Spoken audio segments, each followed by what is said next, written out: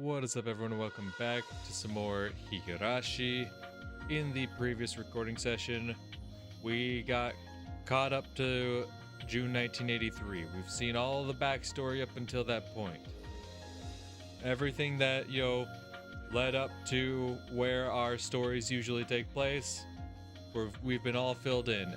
Everything that's happened to Takano, everything that's happened regarding the mysterious deaths, everything that's happened to those victims and the people who perpetrated the crimes. Everything up until that point, we're all filled in now. I'm still kind of unsure of what we're gonna see happen, right? Because even with Takano, right, we saw this last one where like Takano gets support from some mysterious benefactor. I still don't understand how burying her grandfather's research is the answer to her solutions, but apparently she'll see it that way at some point. But all that's left now are the fragments of the chapters we've seen and our current chapter. So I'm just gonna go in order, because chronologically, Himatsubushi comes first, and then it's chapter 1 and the answer to chapter 1, chapter 2, the answer to chapter 2, chapter 3, the answer to chapter 3, and then our final chapter. So I feel like just going in order is probably the best way to go about it. So without further ado, let's just jump into it, shall we? Let's go. Yeah, no. Now that we're caught up to 1983, let's go back. Let's go back. We're all caught up on the backstory. We're now at present day, June 1983. Let's go back. Let's jump into Himatsubushi and go back. This piece is the only one that's so distorted. That's because it's from long before June 1983. Therefore, the existence of this piece has no effect whatsoever in the game we're playing on this board. But is this really a useless piece?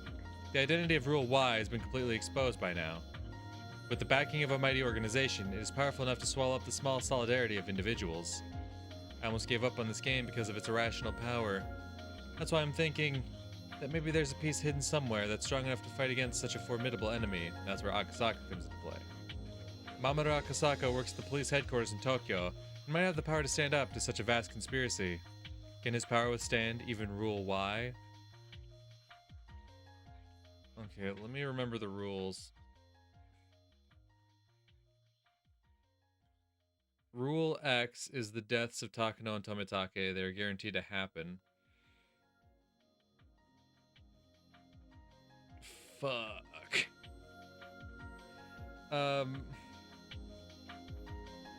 Is that really the only one I can remember?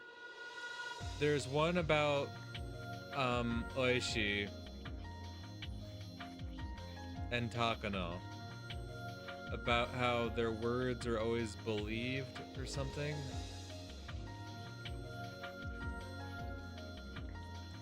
One second, I'm gonna look it up. I'm gonna look it up. The Higurashi rules. Yeah, rules XYZ. Oh no, Rule X. Okay. Rule X is the guarantee that someone will succumb to the syndrome and be driven to acts of violence. Okay, Rule Y is the deaths of Tomitake and Takano.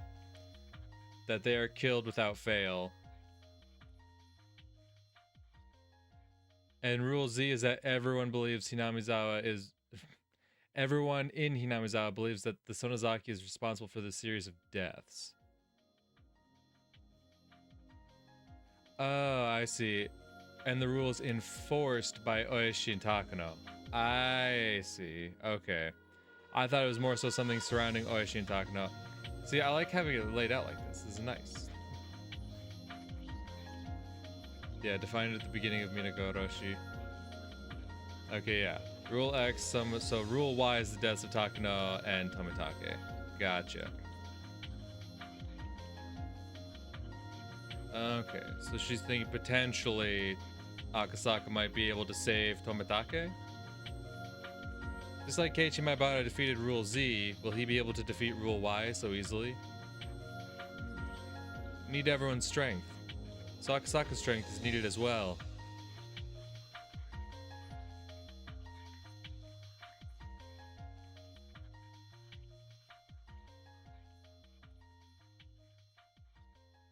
Oh, is it just gonna be this quick? Just a few minutes talking about like what we can get from each episode, from each chapter. So we're pulling Akasaka out of here. Okay, it's just gonna be like, what pieces can we actually pull from these fragments? And then this is where shit really gets spicy. Okay. So who can we pull from Onakashi?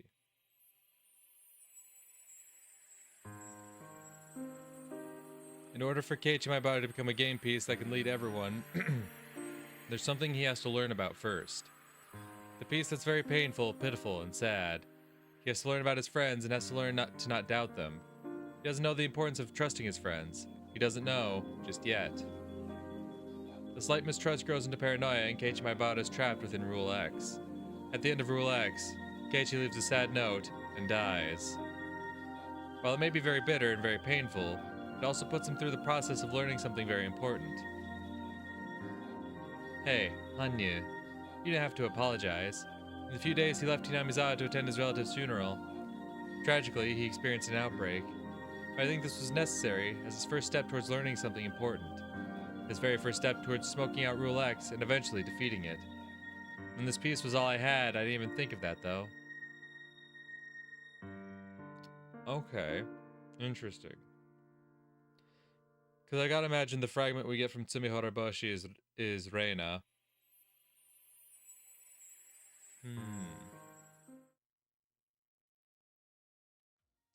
Interesting.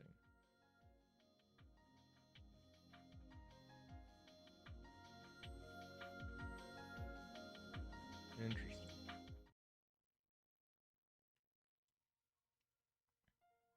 This game piece has a very important meaning for us. Because it showed us for the first time that it was possible to poke a hole in the fate of June of 1983, true. To start from the conclusion, everything gets taken in by Rule Y at the end, and all our effort is wasted. But we're challenging the great law that governs this game board, Rule X, head on. We're using everything we've learned so far from other fragments, which prove we can defeat it. We grow by learning. In a game with no hope of winning, we can discover a slight chance of victory. This piece taught us that. With this game piece, Rule X was almost completely defeated. Keiichi Maebara and our other friends won't be led astray by something as pathetic as the Hinamizawa syndrome and dance in tragedy any longer. It has also taught us that the rules aren't indestructible and are possible to overcome. In other words, it has given us, the ones who are on the outside of the game board, hope. It's an important fragment that serves as our turning point and the trigger for everything else.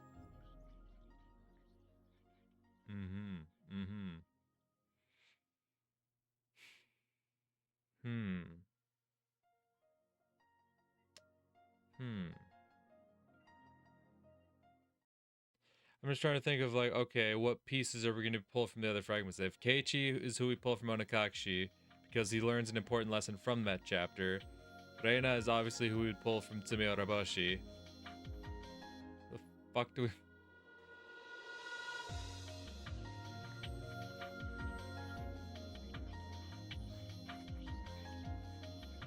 I mean... That's the thing, did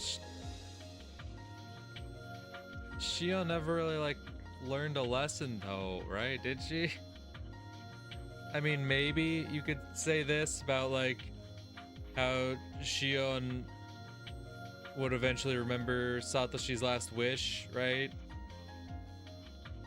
But at least in a later chapter, we saw Keiichi learn from his mistakes in this one. I mean, I guess we kind of saw that from Shion in later chapters, where she'd, like, sort of stick up for Satoko. I don't know. Let's just start with Watanagashi, though. This game piece reminds us that no matter what happens on this game board, everything is due to the curse of the Sonozaki family pulling someone's strings. No, to put it in my words, this is the piece that makes everyone aware of the existence of Rule Z. It's hard to notice with just this piece, but this is a complicated fragment where Shion Sonozaki, while trapped in Rule X and mistaking it for Rule Y, is hurled about. Comes to notice the existence of Rule Z. But is also the piece that teaches us the rules of the game board. By the way, the piece called Shion Sonozaki is a piece coming from the outside, from the game's point of view. She dislikes Satoko Hojo at first, but through this and another piece, she learns something important. challenges Rule X, and then grows to be a powerful piece to fight Rule Z. The most ridiculous part of this fragment is that it's hidden so cunningly, it doesn't seem that way at all with just a passing glance.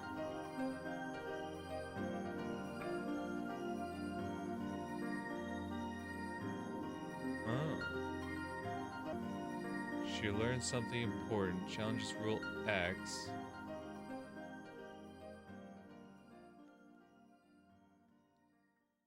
Challenges Rule X? Huh. Go on. Learn. Learn from your mistakes. Please become a powerful piece and lend me your strength to defeat my enemies.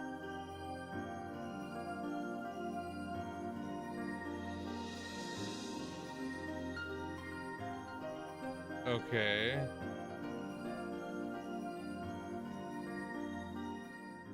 So then do we get... Is this one like something to do with Mion then? About realizing... I don't know. This is the piece of Shion Sonozaki who goes mad after being taken in by Rule X. So it's Shion again. Shion gets 2. That's not fair. With no room for sympathy, this is such a painful piece that one can only have pity. It distinctly identifies the keyhole of the padlock called Rule Z.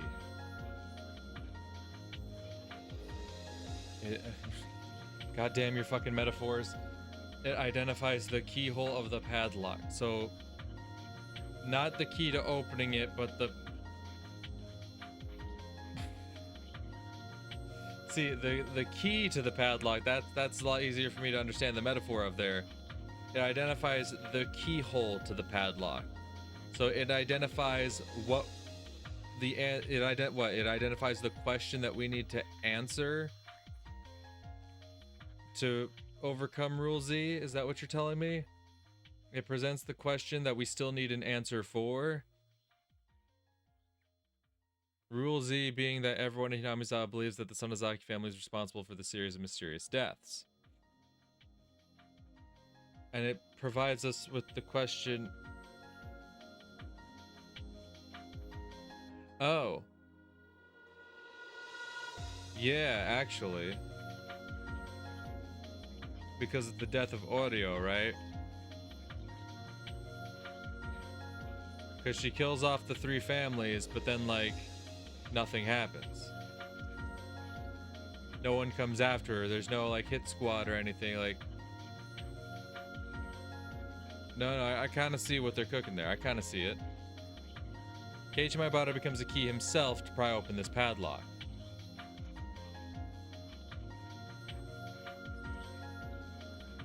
Yeah.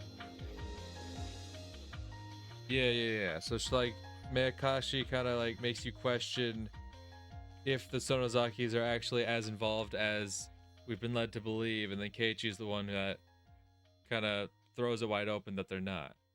As Mion Sonozaki wished for, he becomes a wind that clears out the stagnant air filling the village. This piece also teaches us an important lesson. Shion Sonozaki learns through this piece, and then becomes a strong ally for Satoko Hojo. True. In that way, maybe Satoko Hojo is a piece that represents the padlock for Rule Z. Fucking Christ. Okay.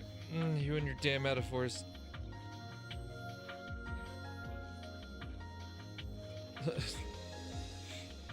So Shion shows us the keyhole to the padlock, but Satoko is the padlock, Keiichi is the key, and the rule is that everyone believes the Sonozakis are responsible for the mysterious deaths.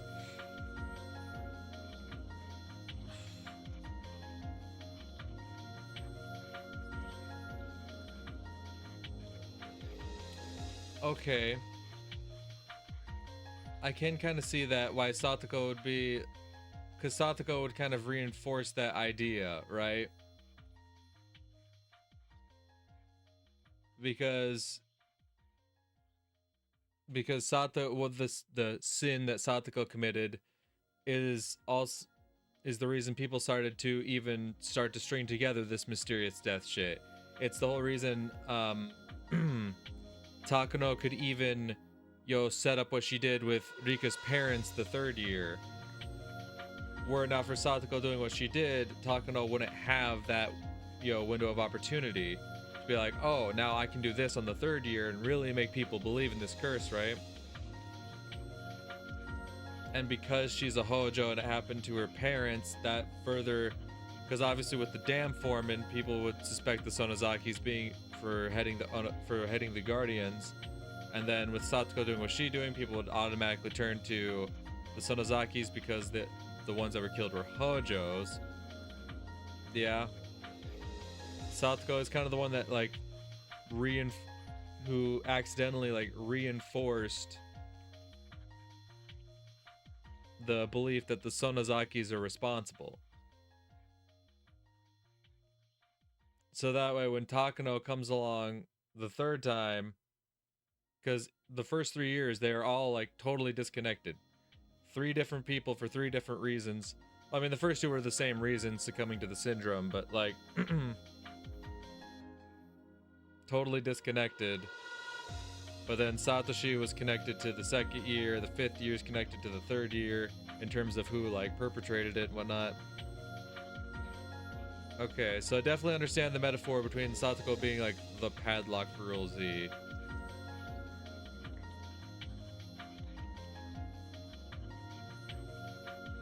So Shion essentially presents a way to break the rule, is what you're saying? Shion presents an opportunity, a way that people would stop believing that the Sonozakis are responsible for everything.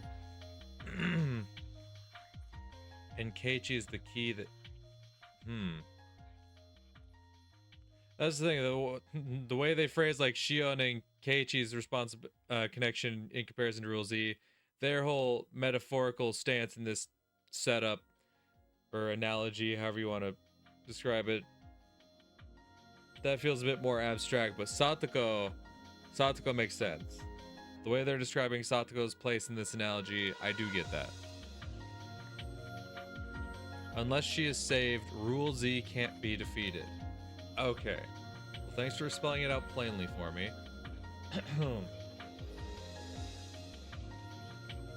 Right. Right. Okay.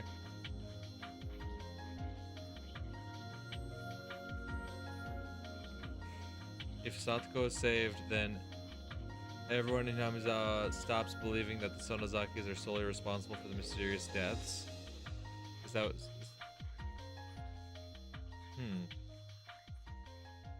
Because, like, I do understand how Keiichi is the key to saving Satoko. That makes sense. Like, Satoko being saved being a core piece to defeating Rule Z. I don't know if my brain's quite able to make that connection. Oh wait, no, okay. I'm reading a bit more on the wiki here, and it's like the Sonozakis making people believe in this curse is a key part of what causes so much mistrust and suspicion among the villagers, which ultimately leads to the existence of Rule X. So really what Rule Z defeats is the suspicion and mistrust amongst the villagers that, right, because the reason they're not kind to Satoko or kinder to others is because of the fear that the Sonozakis are going to do something. So it's not necessarily breaking the belief that the Sonozakis are responsible, but it's more so breaking down the fear in the Sonozakis. They're no longer afraid of like the repercussions of what happens because of Keiichi's actions. People no longer believe there's going to be any repercussions coming from the Sonozaki family. So a lot of the mistrust and paranoia that's been seeded within the village dissipates because there's no longer that overwhelming fear. Okay. How the fuck is she on the keyhole? How is that story anyway the keyhole?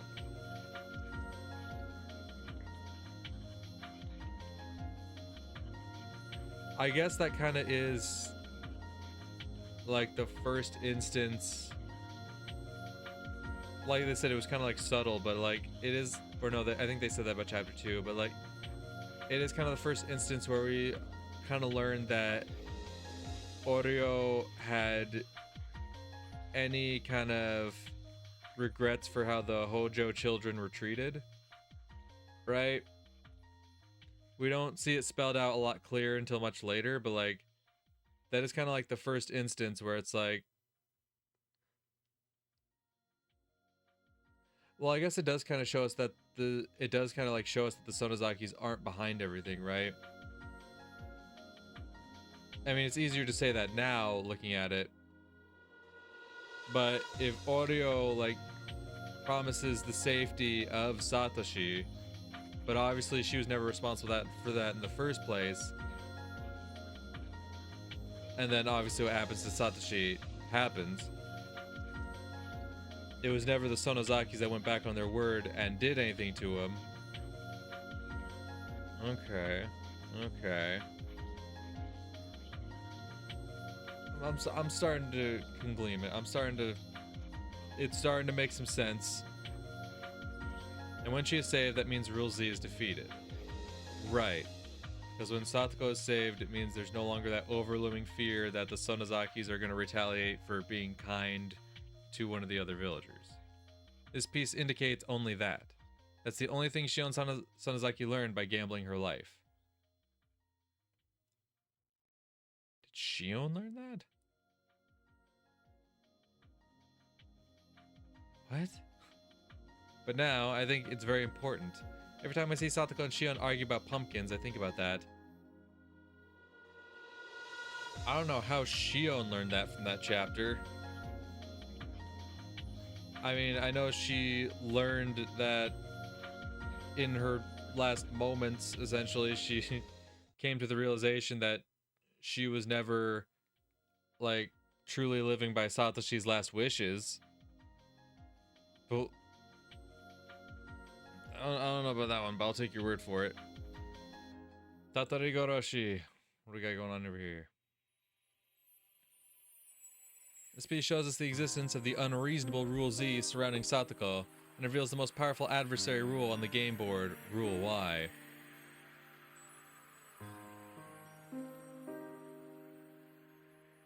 Can the rules X, Y, and Z be seen now?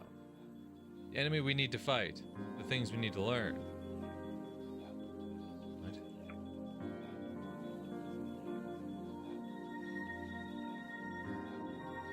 Oh, the most powerful adversary rule. Okay.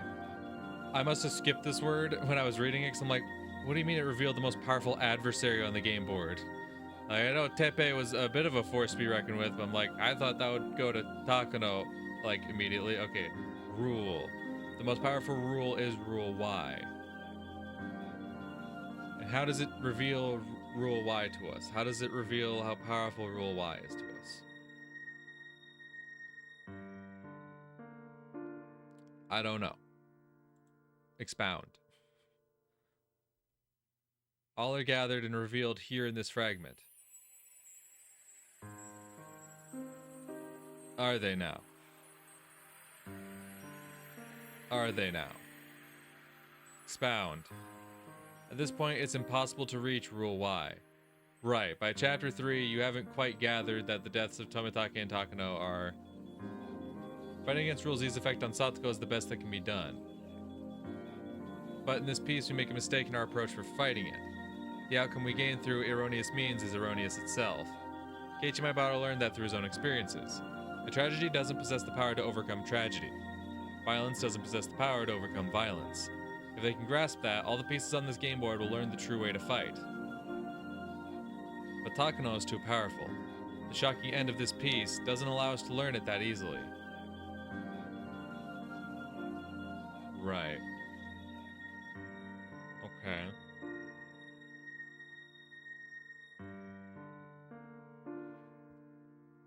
Takano is too powerful in the end of... Right. No, I think I get it. Because that's the one that kind of reveals to you It reveals the death of Rika. It reveals the death of Irie. It kind of hints at the fact that Takano probably killed off Tomitake.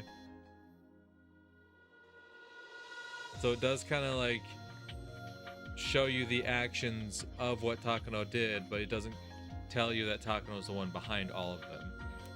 I kind of see what you're cooking up there. I kind of see it. And Minagoroshi? What did we learn in the previous chapter? Game piece that uncovers the invisible rule Y that's been pulling the strings from the beginning. Yes. Because the impression of that is so strong, it's easy to forget about something very important. We can't forget this piece also shows the path towards destroying Rule Z. Yes. While Riga Purude lamented Rule Z as impossible to defeat, it was hardly a match for Keiichi Maebara and the others once they learned everything they needed to. They knew the correct way to fight and fought according to the rules of the game board. As a result, we win, and that fact is more valuable than anything for us. Keiichi Maebara taught me a lesson. There is no need to subject ourselves to any fate. The will to believe can defeat anything. The fate that I was always subjected to was created by Mio Takano's own conviction. So what he says is correct. To defeat her conviction, we need a stronger conviction of our own. A strong will can be pierced only by another strong will. We defeated rules X and Z and then challenged the final rule Y, but we needed more pieces. Each piece fought at its best, but the strength of our enemy's pieces, led by Mio Takano, were just too powerful. She didn't even give us mercy. She squished us completely and made us restart the game all over again. Although we lost, we didn't give up the resolve in our hearts. Because we finally found the true culprit and also found a clue for how to fight against her. We can't win with the pieces we have now. We don't have a powerful enough conviction or a strong enough will. But Hanyuu and I will keep trying. We'll roll our die repeatedly, look for the greatest result, collect pieces, and try again. With a will stronger than Takano. Didn't you think of giving up several times before you got to this point? But you made it because you believed in me and followed me here. We're almost there. We can do it. Let's create the last piece. It'll be the ultimate piece, and we won't need anything else. The very last piece of all. Come on, let's collect the pieces. Let's collect miracles. Please give your hopes, desires, and dreams to me. What, are we making a spirit bomb?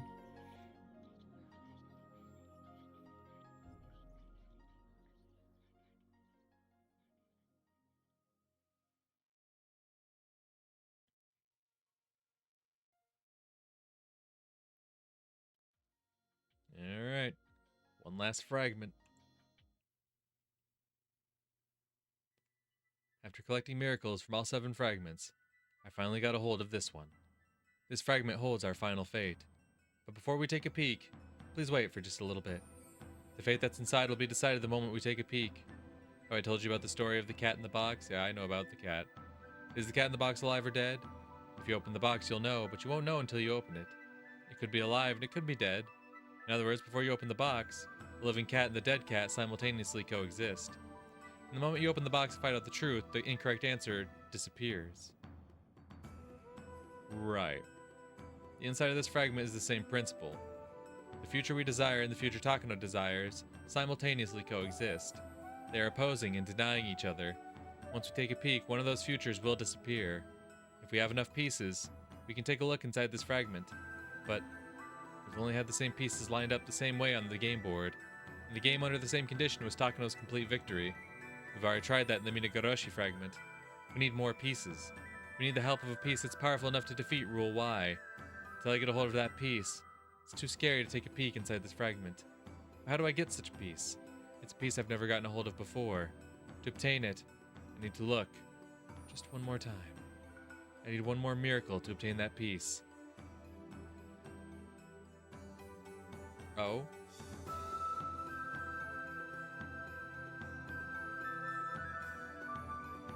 You've piqued my interest.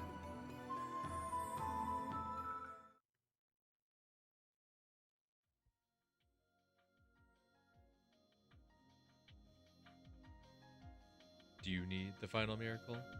Leftover fragment. Okay, I'm just making sure there's nothing new that popped up anywhere else.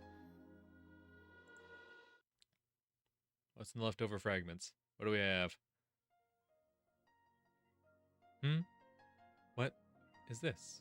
I never noticed this tiny little fragment. Sometimes a fragment gets cracked and it breaks. It is like how the fate we believe in cracks sometimes. damaged fate is no longer the same fate it was. Then which fate does this piece belong to? I picked up the tiny fragment, tried to match it with the fragments I have in my hand. And the last fragment I picked up was the Matsuribayashi fragment. This fragment was distorted from the beginning, right?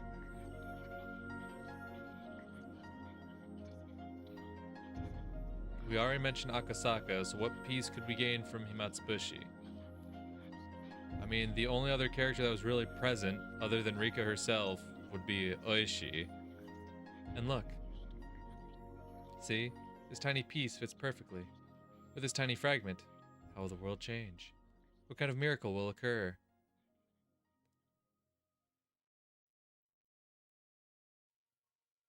The whole world warped. Since I put the broken piece back where it belonged, the distortion centered on the crack. That doesn't mean I can't take a peek inside. It's already past 1985. It's a time long after Rika Hurade and her friends' stories tragically ended in June 1983. Okay. With some mild interference, an order crackled through their headsets. 全班へ室長からありがたいお言葉があるぞ。ご苦労さん。所轄署は15分くれることになってる。Interesting. So something that happens after the events... Okay.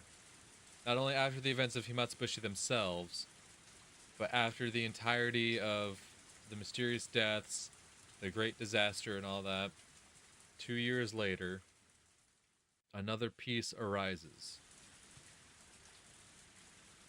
Now, is it a piece we could possibly recognize, or is just a totally brand new character out of nowhere? I feel like it's got to be something we would recognize in some capacity. 秒で制圧しろ。ターゲットの一人は外交官だ。A diplomat. 警察だと悟られるな。有無を言わせず身柄を確保しろ。ただし間違っても危害を加えるな。外交問題に発展するぞ。外交官特権で地元暴力団と癒着している芸道どもだ。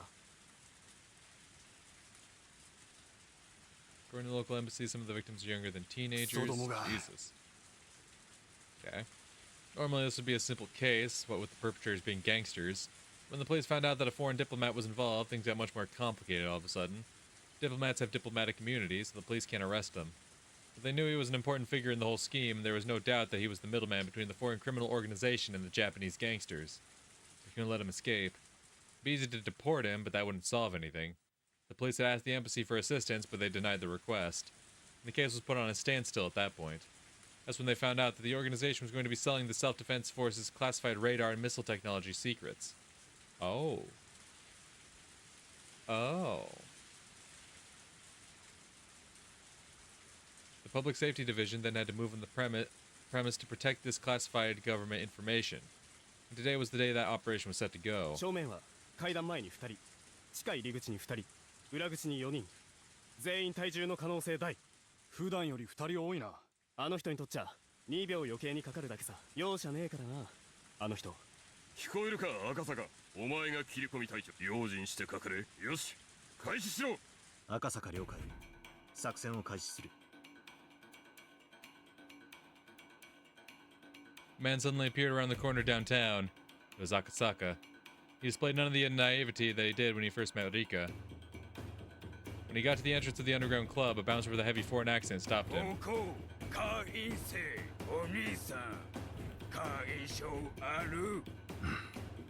Akasaka pulled a card out after being asked. It was a card that was very difficult to forge, so they could only get one. As the man on point, he was the one to receive it. The bouncer let Akasaka in after confirming he had a membership card. 赤坂さん、地上の護衛突破、地下階段を降りてます。頼むぞ、赤坂。 At the bottom of the staircase, there was an overly decorated door, like the ones you'd see at a high-class club. The venomous glow of the cocktail lights lit it up, silently warning everyone it was an entrance to a den of evil. Guard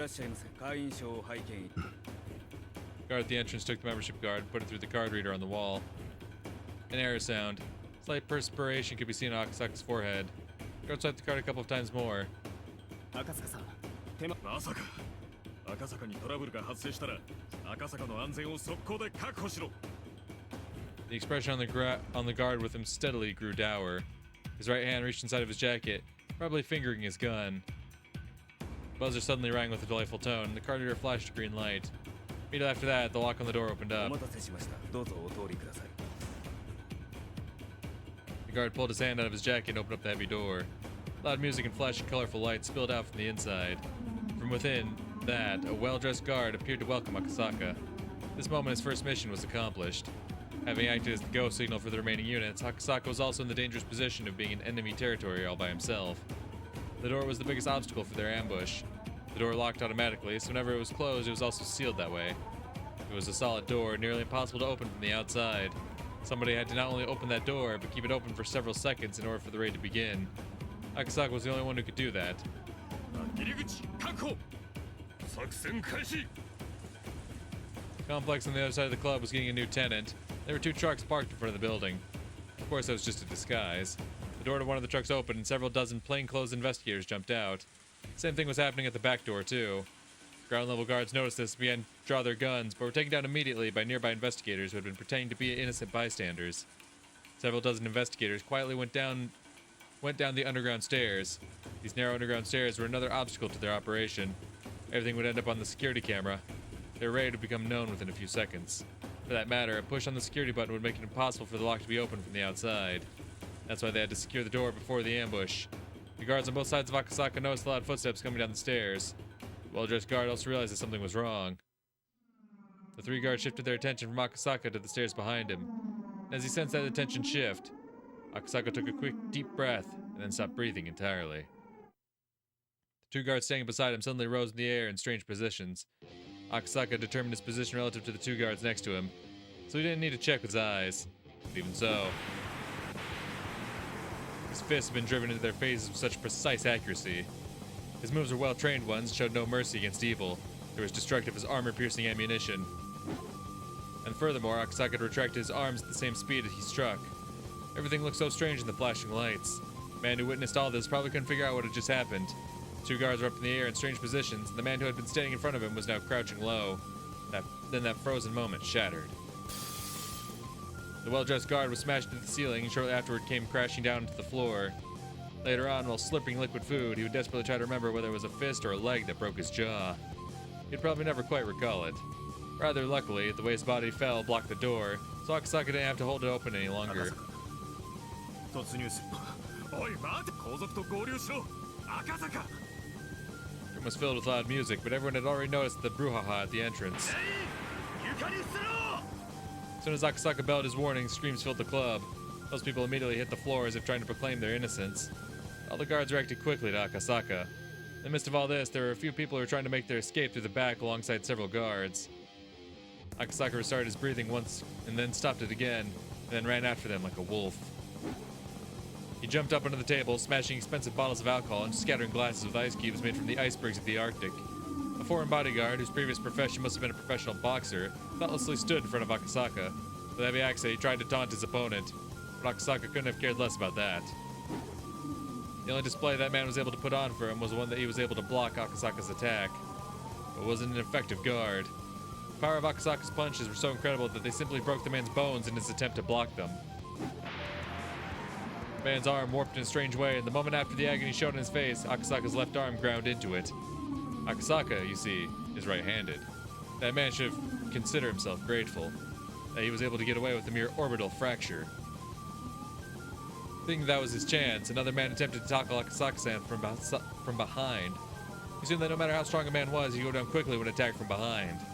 He also assumed that Akasaka was concentrating in front of him. He wouldn't be expecting attack from behind to begin with. But that would only be true if Akasaka was just concentrating on his front. Indeed, the attacker was very wrong, for Akasaka was no longer even thinking about the man before him. Akasaka knew exactly when and what was about to happen. The experience he has built up to this day taught him that. His body, more than his mind, remembered the timing for when menaces to society like these would make their move from behind him.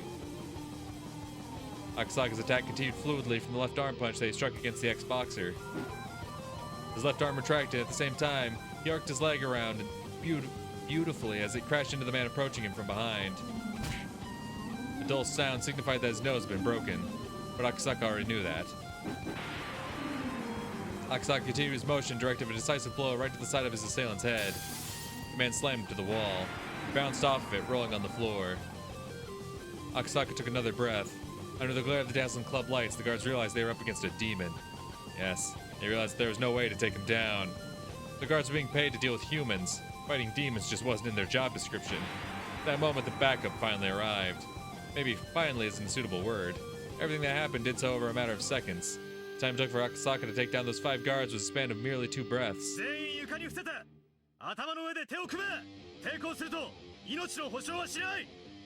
Thanks to Akasaka's furious action, the flow of events was already set.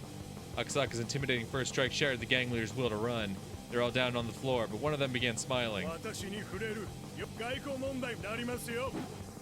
Akasaka grabbed him by the collar and threw him against the concrete wall.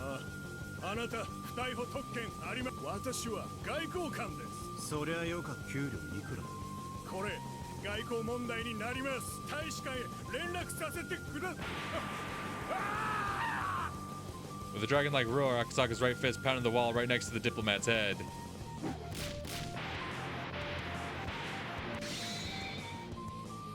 Immediately after that, his left fist pounded the wall on the other side of that, and soon enough Akasaka pounded the wall 7 times, each just a sliver away from the diplomat. His fists were easily powerful enough to crush the man's head. The diplomat crumbled to the floor. Further investigations discovered a secret getaway route that even public safety didn't know about. Dozens of Soviet military-grade machine guns were found. If Akasaka hadn't stopped them there in the club, they would have escaped, or even worse, their operation might have ended with a brutal death toll on both sides. All thanks to how well Akasaka executed his duty, the operation was completed without a single shot fired. Since the foreign diplomat was involved, they had to make sure it didn't look as though the whole operation was carried out by the police.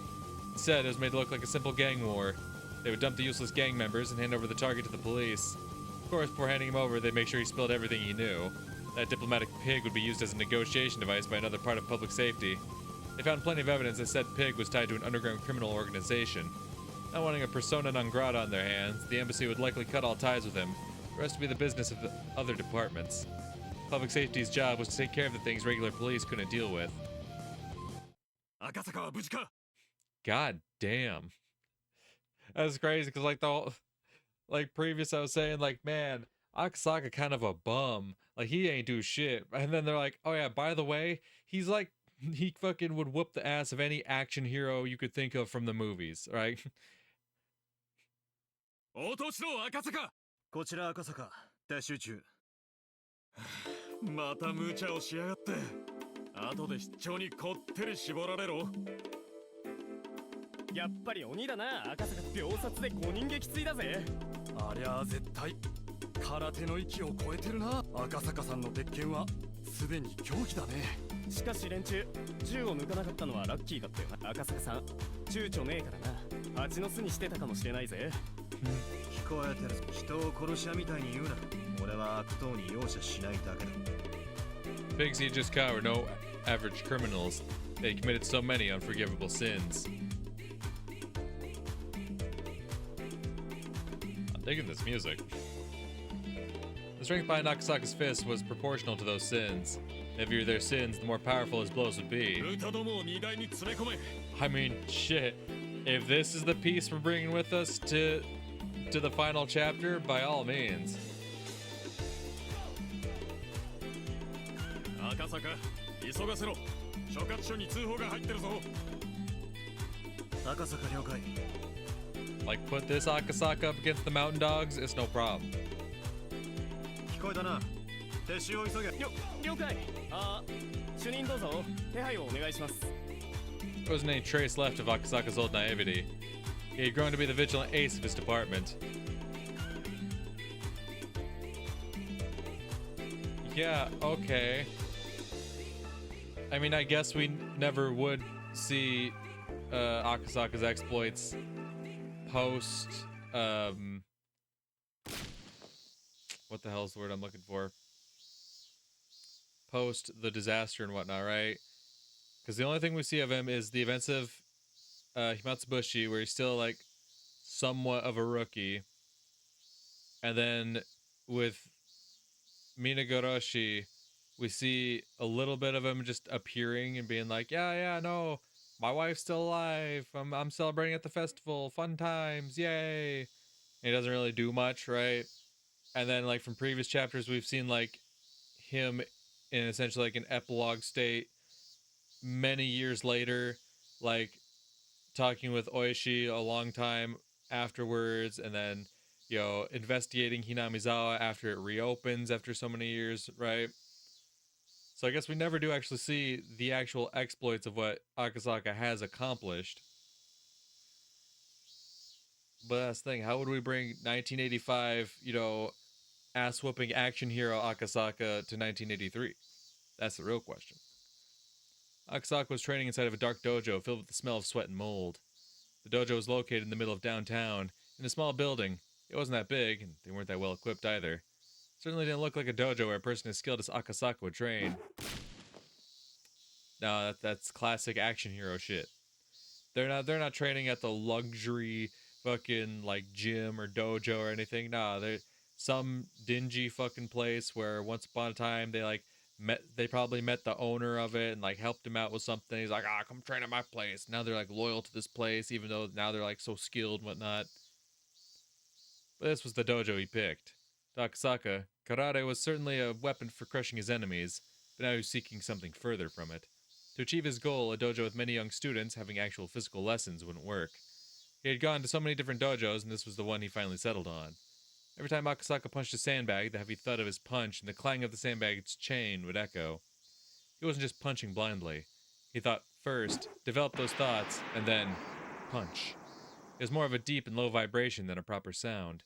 Drops of sweat scattered and the dust welled up in the air. It was a perfect blow embodying the concept of one strike, one kill. But he wasn't satisfied. He closed his eyes, controlled his breathing as if trying to hear the cry of cicadas, then he punched again. From a beginner's perspective, it looked like he was taking breaks between each. The other students training on their own would glance over and sense a fearsome respect at his focused blows. 赤坂さんって I see. He's 警 using 察に focus 勤めてるっ energy. て噂だぜ。マジかよ。あんな人が警官やってるなら俺は悪いことする気なんか起きねえぜ。しかし赤坂さんも集中力がすげえよな。あの人疲れるってことを知らねえぜ。 On his days off, Akasaka came to the dojo in the early morning, and he silently trained all day. His training was no longer physical, but mental. The other students were already aware that his continuous concentration was the secret of his strength. However, that was easier said than done. As long as a person lives, they are bound by countless ties and idle thoughts. For a person to submit all his will into such singular focus is more like trying to attain enlightenment than something in the realm of martial arts. Man has tried many different methods to achieve such enlightenment. And with that, we've learned that there is no one way to reach it. There we go. And the path one takes can reach it if mastered. Karate is what Akasaka chose. 噂に聞いたんだけどよ。あの人奥さん死んじゃってるらしいんだよ。 Okay, so this is dead wife Akasaka. All right. So the key to Akasaka being useful is that his wife has to die. That's the key to everything. If his wife is alive, then Akasaka doesn't become, the cold-hearted killer. Well, he's not cold-hearted killer, but like the dispenser of justice that he is. He's just some guy. He's just lucky he's a family guy. それを忘れるために空手を始めたって噂だぜ。あれ俺が聞いた話は違うぜ。任務中に女の子を救えなかったとかなんとかで。それで both are 自 true. 分の無力さを痛感したとかなんとか。おい、聞こえてるぞ。人の噂話なんかしてないで。There was a small beeping noise. Somebody's watch was letting them know it was noon. 赤坂さん。俺たち弁当買ってきますけど。助かる。何でもいいぞ。頼む。Akasaka was more pleased to be alone in the dojo than to have anyone bring him lunch. When they left, silence filled the building. くそ、人の話なんかしやがるから。 But that- 集中が途切れちまったじゃないか。 But if that happened because of that bit of small talk, that meant he had much more training to do. He had to train much harder if he wanted to achieve enlightenment. He focused again and started to punch the sandbag, but the sound was a lot lighter than before, and obviously the strength in his fist was no longer there. Realizing that he needed to take a break, Akasaka pulled out a towel from his bag and sat down. The sound of cicadas soaked into his body. The windows were open, but there was no breeze coming in. Still, he could feel the cool air if just a little. Just as they said, the reason Akasaka started karate was because of Yukie's death. Of course, losing against the suspect in that kidnapping incident was one reason too. More than that, the pain from Yukie's death was what made him start. Yukie fell down the stairs of the hospital and died while he was on a business trip in Shishibone. He couldn't get rid of that depression, so he started learning karate. But in June 1983, when the Great Hinamizawa disaster occurred, he realized something very important. A girl had predicted Yukie's death, and in return, she wanted him to help her. Yukie's death was an accident. He could have told himself that there was nothing he could have done, but as for the girl, Rika Purude's death was different. She knew about her own death 5 years prior. When the disaster occurred, he remembered Oishi and called him to make sure he was okay, then found out about everything. When he was caught up, he fell into despair. Rika Purude was the turning point in his life. If he had believed what she predicted and did something about it, maybe Yukie wouldn't have had to fall down the stairs. He took the oath to serve the public as a police officer. He didn't even notice the plea for help from a little girl. He shoved aside a conspiracy surrounding her until it was too late. He had 5 years to do something about it, but he didn't do anything, and she died. Visiting Hinamizawa for the kidnapping case of the minister's grandson was definitely the turning point in his life. If he had only listened to what that girl said, Yukie would have never died, and he could have been there to help Rika Purude. Would he, though? I mean, he would have been there. This is true. He would have been there. Those two things continued to haunt him. The investigation into the series of mysterious deaths in Hinamizawa that he heard about from Oishi was put on indefinite hiatus because of the disaster, but it was apparent to both of them that there was some conspiracy behind it all. To challenge such things, he needed all the strength and experience that he could muster. He was devoting himself to gain such strength, but it was too late. Everything had already ended. While he was stuck in this dilemma, the dojo instructor admonished him. There's nothing one can do about what's already done. So in that case, the only thing he can do is to train diligently, so if the same thing is to happen again, he'll be able to save a person in need. It's all too late. Everything is already over. Yukie died in an accident. Hinamizawa was destroyed in the gas disaster, and Rika-chan was murdered as her intestines were ripped out while she was alive. Shit. I was too obsessed with Yukie's death and couldn't hear the girl's pleas for help. No, if I had listened to her, I could have prevented Yukie's accident too. Damn it. Damn it. Shit. As Akasaka clutched his hair and looked up, he noticed a small shrine overhead that protected the dojo. Akasaka respected both Shinto and Buddhism, but he never thought of praying to gods in times of despair. For the first time, he felt like praying for help. If it was something he was capable of doing himself, he would never even consider praying. But as it was something he couldn't resolve on his own, he prayed. It was a very selfish wish. If his wish were to come true, everyone in the whole world would wish for the same thing. もう一度、もう一度。あの時に戻らせてくれ。そうしたら、今度こそ俺は、二人を救う。At that moment, Akasaka's body suddenly felt very light. No, it was more like he was losing balance, as if he was fainting. Perhaps it was because he shouted so loudly after training and his brain was lacking in oxygen. But he couldn't take his eyes off that shrine. ありがとう、赤坂。あなたの思いが私たちにはとても必要だった。Oh, we're just gonna teleport him. Okay, sure, fuck it. Why not? Was this a hallucination?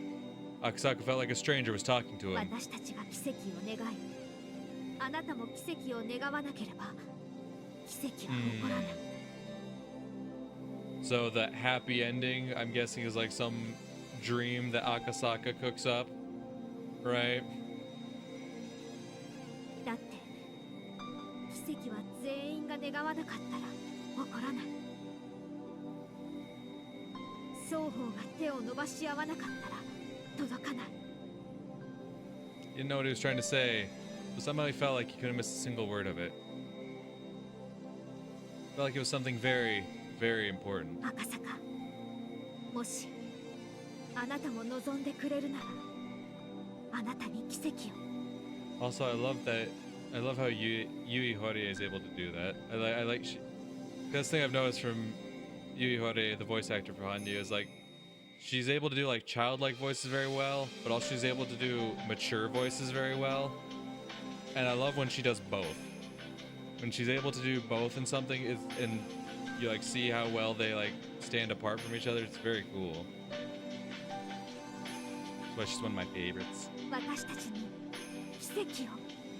それは欠けたかけらを結び合わせ、より大きな大きなかけらを生み出すきっかけになる。あなたのたった一つの決意が全員の思いや運命に大きな影響を及ぼすこともあるのだから。So they're saying, could his conviction possibly outweigh, combined with the rest of the gang, possibly outweigh Takano's? あの時にもう一度。そんなこと私にできるのは、一つのかけらだけでは学べないことを他のかけらで学んだことを気づかせてあげるだけだから、この欠けたかけらをあるべきところへ戻すだけ。それでもきっと大きな奇跡。もっともその奇跡をあなたはきっと気づかないだろうけれど。 Thank you, Akasaka. Thank you for remembering me. I don't even know how much time I've spent asking you for help. And finally, it reached you. So I'll say it one more time. Please help me. No. Please help us.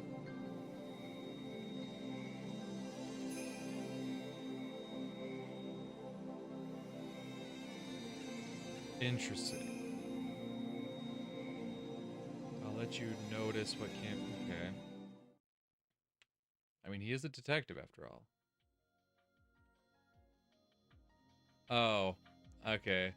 And then we go back to this one. Clever. It was long. Pause.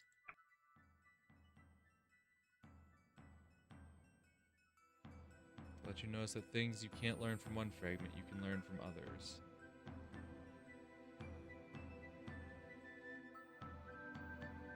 Interesting. Interesting. Very curious to see how that comes into play. It really was long. Okay. Are you okay? Is your spirit still alive? Do we have all the pieces we want lined up on the game board? As far as I know. Is everything we have that can go up against Takano and her minions in the game of... Is this everything we have that can go against Takano and her minions in the game of Fate in the June of 1983? I don't know, you tell me. I've looked at all the fragments, man. What more could I do? Hell, I looked at all the fragments and then you're like, wait. Nope, you missed one. So I think if there's anyone who's gonna know if we've got everything, it's you. I think, maybe, we have everything. And last but not least, Hanyuu, it's you. The time you have left to be a piece is limited. That doesn't mean you can't show up in the game. Shall we begin? I've put in hundreds of years just for this moment.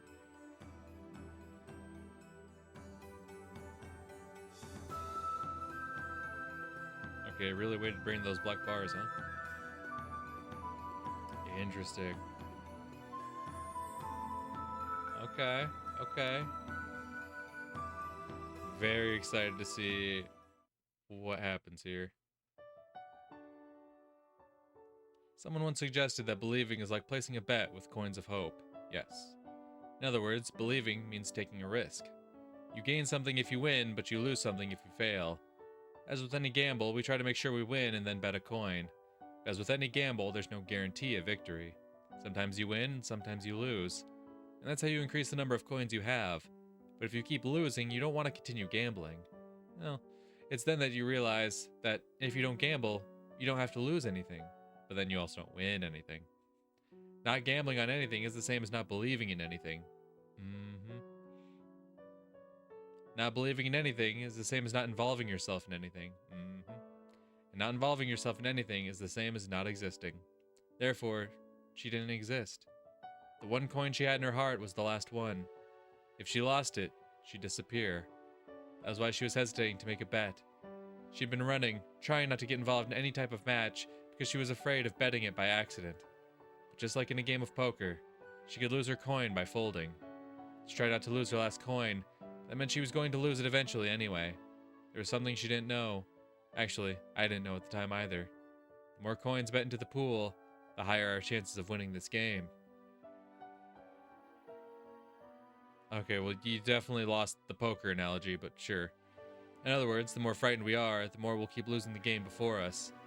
It's just like carrying a portable shrine. It's impossible to carry such a heavy thing by oneself. But when people put their strength together, they can lift it easily. There's a clear borderline between too heavy to lift and easily lifted. It's just like how the balance on a scale tips with just a little weight. The big, heavy shrine before us couldn't be lifted. Everyone tried their hardest to raise it, but couldn't. I didn't help because I was sure it couldn't budge. I don't participate in games I know I can't win, so I didn't bet my coin. But that was wrong of me. Maybe the portable shrine could have been lifted if I joined. For the longest time I'd been pretending to be a bystander. I always thought I was there just to find out if my coin was worth betting or not. But that was wrong. I'm not just an onlooker, nor should I be a bystander. I should have participated. The game I've been facing doesn't look like a game I can win. It doesn't look like a game that's worth betting on. But by betting on it, or by participating in it, or by believing in it, the outcome might change. To gamble on something is the same as to believe in something. To believe in something is the same as to be involved in something. To be involved in something is the same as to exist. Therefore, she existed.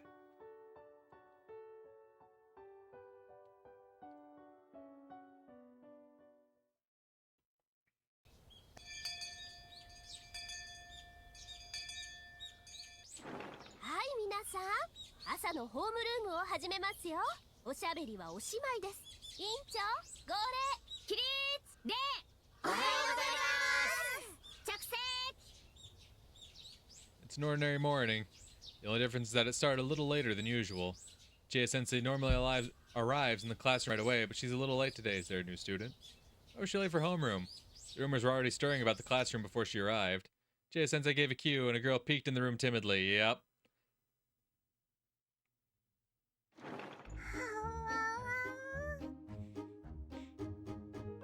新しい転校生の古出羽生さんです。今日から皆さんと一緒にお勉強することになりました。 The voices of welcome, delight, and surprise all mixed together and filled the classroom.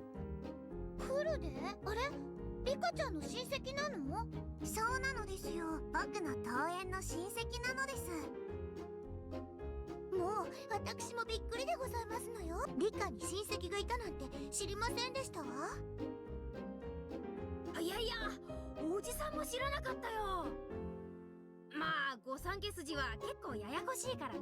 私の知らない縁戚がいたとしてもありえないことじゃないよ。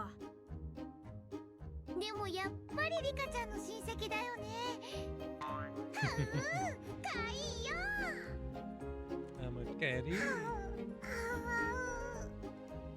All my classmates had gotten excited. The new girl looked rather intimidated by it all. Rika-chan is rather carefree, but this Hanyuu seems like the complete opposite. She's more like a shy woodland animal. The exact type that Reina loves. Look, see? Reina's ready to swallow her whole. では羽生さん、自己紹介をしてください。皆さんは静かに聞くように。はい、それでは羽生さん、どうぞ。Jia-sensei left the podium and encouraged Hanyuu to take over. The even greater pressure of the silence left her standing there timidly for a little bit. Girl, why are your hands up like that? What are you doing? Put your hands down, girl. You freaking the class out. That's understandable. It's very nerve-wracking to watch, though.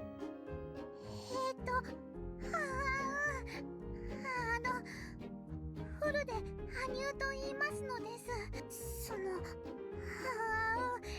リカの親戚なのです。僕の親戚なみんな仲良くしてあげてほしいです。Rika-chan could tell that she's too nervous to introduce herself. She's right to break the silence. Pressuring her like that isn't fair, which is why I decided to make it more lively. リカちゃんと同じ古出さんなんだね。はあ、古出さんが2人になっちゃった。ら羽生さんでいいじゃありませんの。グルデさんって呼んだらリカも振り返ってしまいましたよ。 We generally call each other by our first names here. She's one of us starting today, so we should call her by her first name too. なら決まりだね。今日からあんたのことは羽生って呼ぶよ。私はクラス委員長の園崎ミオン。ミオンでいいからね。北条聡子でございます。よろしくですわよ、羽生さん。Daiki Tomita, huh? My parents run a tofu shop. Please come by anytime. Wow, wow. They introduced a new younger girl, and all of a sudden it's like, I forget which one Tomita and Akamura like respectively. But you just gonna ditch the other two like that, huh? Yeah, and here comes Okamura. He's like, yeah, no, other young girl. I'm, hello, it's me. Please ask me, don't know anything. I love how the two characters that actually have names and, you know, we have actually been like a presence in other chapters don't have voice lines, but then random girl does. I mean, I guess it kind of makes sense. They have a lot of female voice actors, you know, attached to the project. So they'd be like, hey, yo, ma'am, could you voice random girl for a couple lines? Our classmates fell over each other to introduce themselves. Everyone tried to get her to remember their names so they could be friends. Friendly atmosphere swelled in the room. I've only just transferred recently myself. This is exactly how it was on my first day, too. I remember how nervous I was and how much I appreciated this as a result. I know more than anyone how nerve-wracking it is to be a new student. I should look after her. そうだね。早くクラスに馴染めるようにしてあげないとね。そっか。レナも去年は転校生だったんだよな、確か。レナも転校してきた時は緊張したか。Wait, so are we seeing this from Reina's perspective? But she says I agree here, but then up here it was like I decided to make it more lively, and Reina spoke, which would make me think we're seeing it from Reina's perspective. But then whoever's internal monologue we're seeing says I should look after, and Reina follows up with I agree, which would make us think it's not from Reina's perspective. Whose internal monologue am I reading? でもみーちゃんたちがすごく親切にしてくれたからすぐに馴染めたんだよ。まあね、ニューカマーを迎えるのも御三家の大切な仕事だからね。都合のいい時だけ御三家になるな、お前は。でもミオンなんかに世話になって馴染めたってのは確かにそうだ。ならコンってことになるんじゃないかな。そうだな。レナだって転校生だったのに、その次に来た俺に世話をしてなら、今度は俺が新しい転校生に親切にする番ってことだな。New student always dramatically changes the atmosphere of a class. Even my attitude has changed. We decided to gather around Hanyuu during lunch break.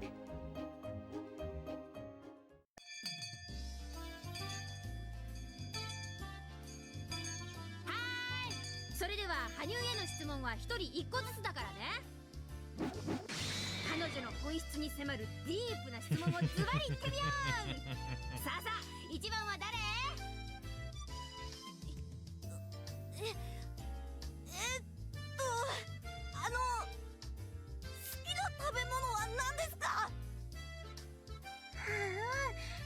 甘いお菓子は Girl, put your hands down. 一番好きなのはシュークリームなのですよ。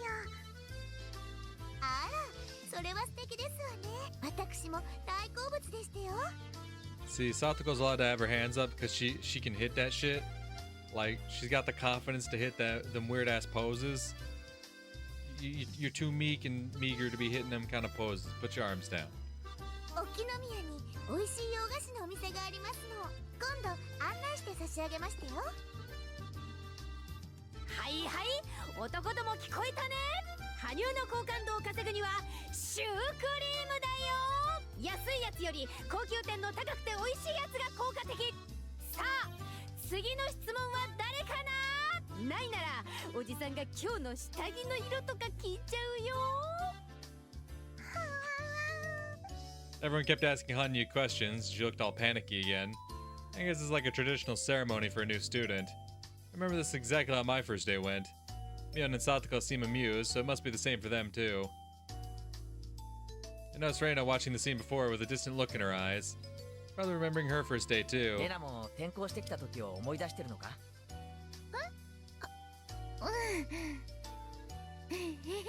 他のことを考えてたな。羽生をお持ち帰りする算段でもしてるんだろう。そんなこと考えてないよ。羽生ちゃんがシュークリームが大好きな子、レナのうちに美味しいシュークリームがあるんだよ、食べにおいでとか全然考えてないんだよ。お持ち帰り。明日からいきなり不登校になったらこりゃレナのせいに違いないな。ああ、そんなのひどいよ。As we watch Hanyuu and our classmates have fun, Reina and I laugh together. ねえケイチくん、なんだか嬉しいね。嬉しいよな、新しいクラスメートを迎えるのは。そうじゃなくて、この子たまに見かけてた気がするの。羽生か？引っ越し前の下見とかで来た時とかかな。レナって記憶力いいな。そういうのじゃなくて、羽生ちゃんはもっと前からいて、レナたちのすぐ近くでみんなで遊んでるのをずっと見てた気がするの。Okay. ずーっと。Reina knows. レナだけ？ケイチくんも気づいてたよね。いや、俺はレナは面識があるってことなのか？ From what I can see, is the first time Mion and Satoko have met Hanyuu. If she's been that close to us, like Reina said, it's impossible that none of us would remember her. 気のせいじゃねえのか。第一、羽生は転校生の村にそんなにしょっちゅういたはずないじゃないか。そうかな。たまに見かけたような気がするんだけどな。気のせい気のせい。羽生だってついさっき転校前は遠くに住んでたって言ってたじゃないか。でもレナは見たんだけどな。Reina looked like she was trying to remember more. It's probably one of those deja vu experiences. Although it is the first time you see something, it feels like you've seen it before. 別にどうでもいいだろう。今はここにいるんだからさ。そうなんだよね。あんなにもレナたちの輪の中に入りたそうにしていたから、仲間に加われてよかったね。Reina smiled with tears in her eyes. When I looked over at her, Rika-chan was wearing the same expression. It made no sense to me why those two looked that way. But as soon as Satoko came over and pulled a prank on me, I forgot all about it.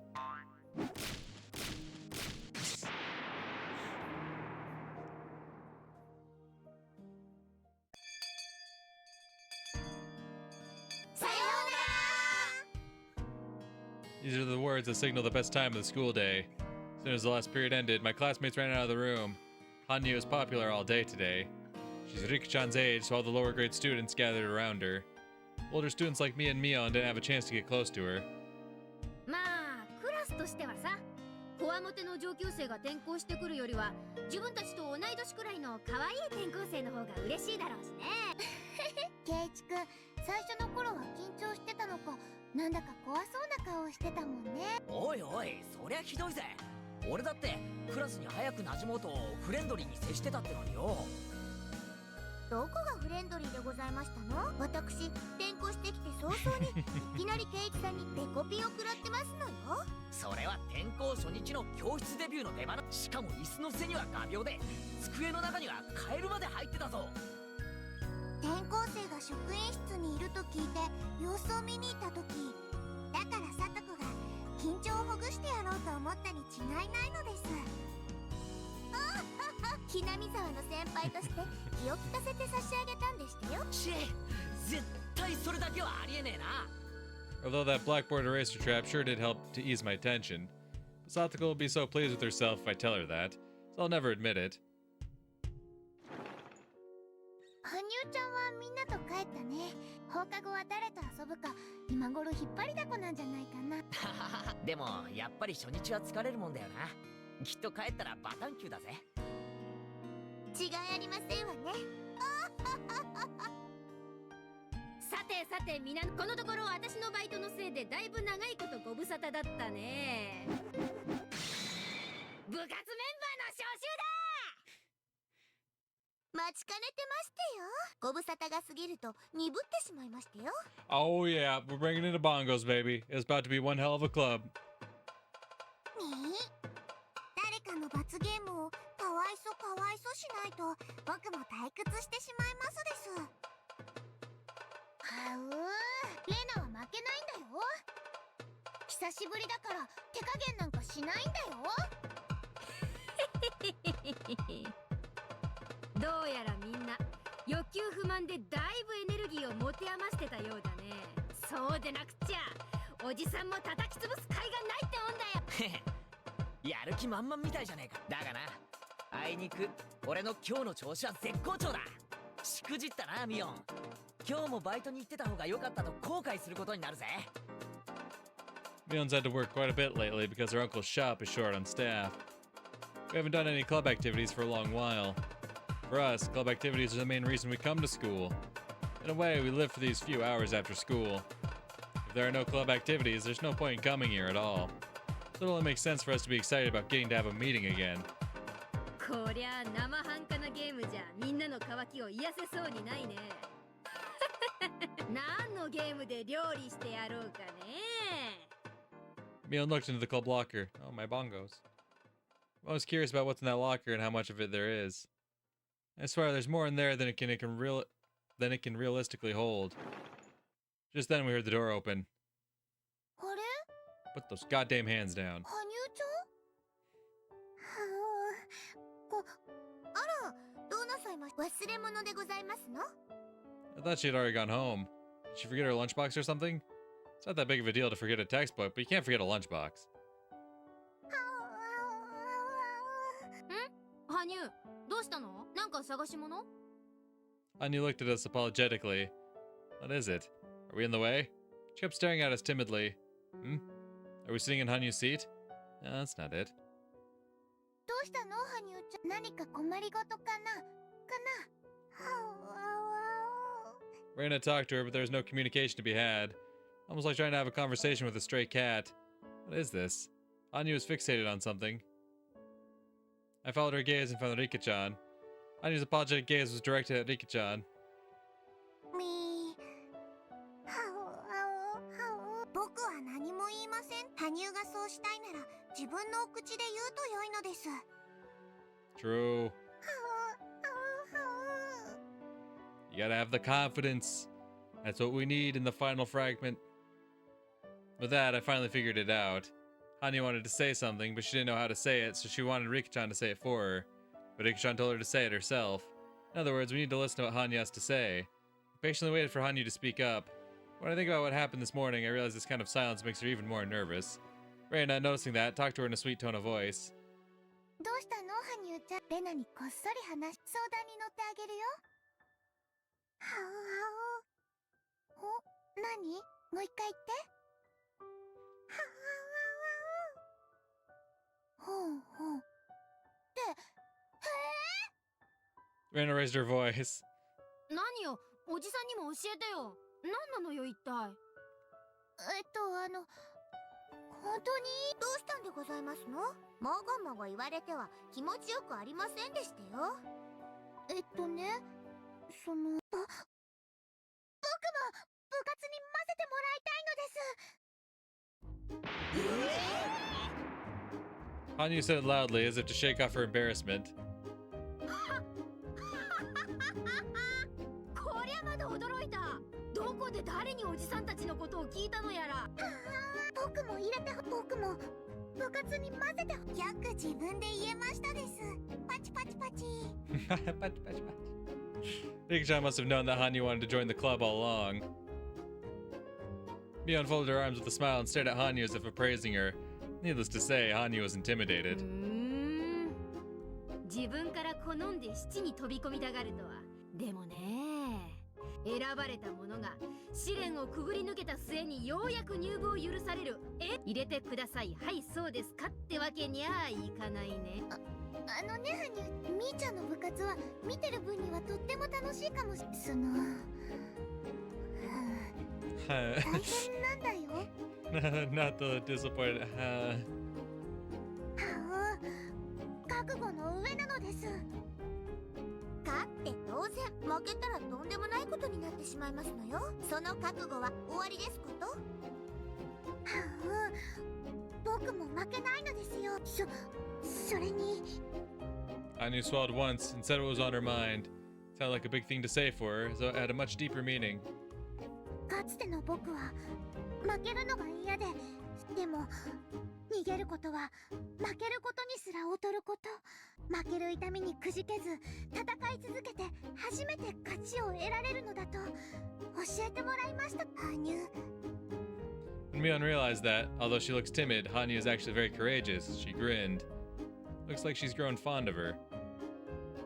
へえ、なかなかどうして。どうだよミオ。せっかくだから試してやったらいいじゃねえか。入部試験。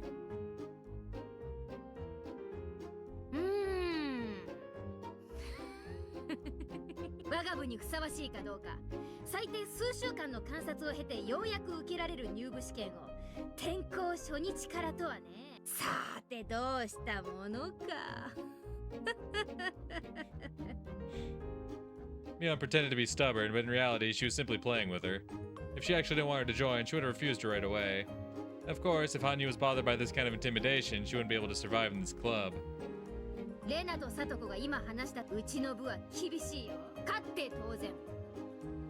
狙うは1位のみ。間違って最下位になった日にゃ生まれてきたことを後悔するような大変な目に遭わされる。でも僕も頑張るのです。でも罰ゲームだってとっても楽しいんだよ。Hanyuu-chan, been watching the whole time, huh? You've been wanting to join for the longest time, huh? I got the feeling that Reina just mumbled something like that. ミオ、もったいぶらないで。俺だってそいつをくぐって入部を許可されたはずだぜ。そうですわよ。一つ羽生さんの腕っぷしを見てやろうじゃありませんの。羽生ちゃん頑張ろう。レナは手加減しないからね。僕だって手加減しないのです。僕は羽生にだけ手加減しないのです。よーし、気に入った。フルで羽生、あんたに我が部の入部試験を許可する。となりゃ羽生にも分かるゲームにしてあげないとね。どれがいいかな。おI love Mion's laugh so much. Mion threw a deck of cards onto the desk. Does this mean? 誰でも分かるゲームでいこう。トランプのジジ抜きはどうかな。望むところなのです。 Here she goes. This is exactly what I had to endure when I went through this entrance exam. This is the marked tile deck. なかなか威勢のいい返事でございますわね。でも我が部のジジ抜きは一味違いましてよ。Most of the cards have scratches on the back, so by memorizing the scratches, you can tell what card it is. In other words, the more you've played this game, the better you are at it. It's simply our way of being mean to newcomers. 羽生ちゃん頑張ってね。これは試練なんだよ。カイト王なのです。 It sure brings back memories. I had to go through this too. It just happened recently, but I still feel so nostalgic. だがそれと手加減は別の事件だぜ。あの時みんなが手加減なしで俺も全力で叩き潰してやるからな。みんなお覚悟なさいませですわよ、羽生さん。さあさあ、部活メンバーの末席を望むならそれにふさわしいかを自ら示してみな。はいなのです。その手札を右から言うよ。エース3、4、7、ジャック、クイーン。今さら手で隠したって見え見えで。ごめんね羽生ちゃん。これがあったり。思い知ったな羽生。入部試験の洗礼を思い知れ。ケイチは自分の入部試験の恨みが混じりまくりなのです。ほらほら、ケイちゃん、そんなこと言ってていいの。羽生、ケイちゃんの右のカードで上がれるよ。上がりましたのです。とわーだ、きったね。こうなりゃよくもこの俺を怒らせたな。羽生、お前初日の下校からいきなり尻尾付きブルマの首輪付き四つん這いで来た。あらあら、それはむしろ圭一さんにこそ似合いましたよ。いいねいいね。それをレナがお待ちして。僕も圭一にいい提案だね。おじさんはそいつになるよ。なんでいつの間にか俺包囲網が完成。上等だ。てめえら全員四つん這いで下校させてやるぜ。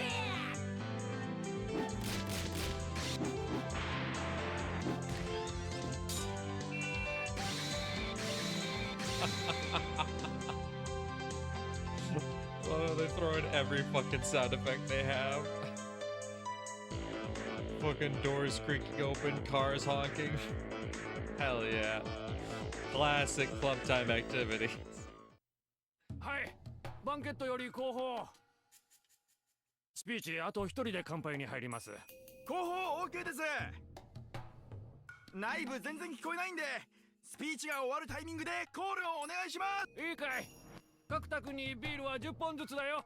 ちゃんと自分の縄張りにスムーズに運んでね。Young waiters with bow ties got bottles of beer ready for a toast. There are several dozen tables with white tablecloths on them in the banquet room. Approximately 8 people are sitting at each table, so there are at least a few hundred people there. The banquet room is teeming with excitement. There are many plates with different kinds of food on each table. A sushi platter, a sashimi platter, a fruit platter. Also along the wall there are cooks ready to serve fresh sashimi. All the guests appear to be well-mannered gentlemen. Obviously, there are notable people from different fields. The huge and beautiful chandelier above them clearly tells that this hotel holds a status good enough for those famous people. An elderly gentleman is giving a long speech on the stage before making a toast. Usually people don't like such long speeches, especially if it's before a toast. The guests are actually excited with this speech. Though maybe fervor was a pleasant way to put it. Probably more accurate to say their excitement was bizarre. Okay, is this just the repeat of what we saw before? Uh-huh. Soviets occupied prefectures. The Soviets, it's no joke. Return to the Northern Islands. Big applause. All the gentlemen agreed and expressed they felt the same way. All that hubbub, there were 2 people staying by the wall who didn't seem to fit in with the rest. Here we go. They were wearing sharp-looking suits. While a little too old to be called young men, they were certainly young compared to all the elderly gentlemen in the banquet room. Yes. どうして政治家ってこう Yes. 説教臭いというか若者軽視というかこう偏るんでしょうね。簡単なことさ。政治家が一番欲しいのは票だ。票は有権者が投じる。だが20歳以上が全員投票するわけじゃない。投票率のほとんどは退職して時間にゆとりがあり、その分政治に関心の高い高齢者が占めている。となれば高齢者層をいかに取り込むかというのが選挙のポイントになるわけですね。うちのおふくろよく空襲の話をします。昔は水道橋のあたりに住んでて空襲で家族を全員失って焼け野原を一人さまよったなんて話をいつも。There are bongos on this track. That's what it is. そうさ。Not quite the thing I should be saying while this guy's like, yeah, no, my mother lost all her family in the air raids back during the war. I'm just like, man, this track also has bongos. Hell yeah. I mean, yeah, no, that's right. Lost the war, but they believe the war still brought about change and serves as a foundation for the peace. Hear that a lot, that if Japan had fought in the war, the Asian countries would still be Western colonies. There's no way we could have won, but we need to fight in that war, something like that. In that case, no matter how much they preach pacifism, politicians can't ignore the pre-war generation.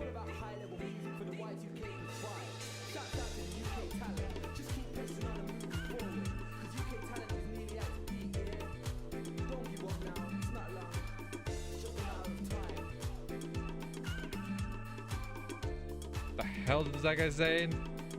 Shout out to the UK talent or some shit like that. Don't give up. He was speaking English, but I'm not entirely sure what the hell he was saying. War is bad and we should never again fight in a war.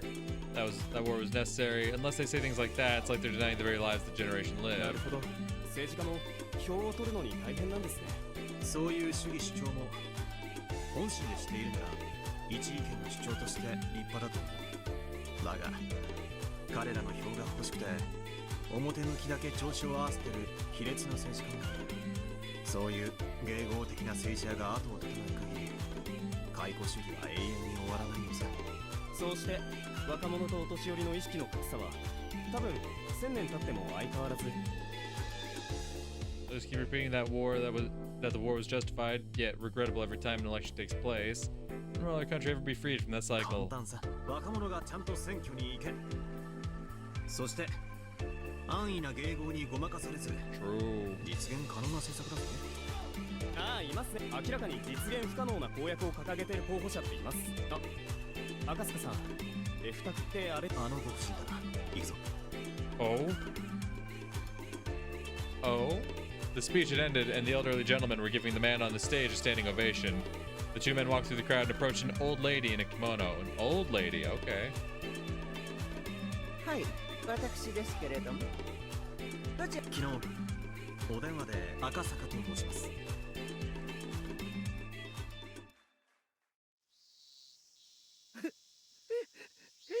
主人はね、それなのに。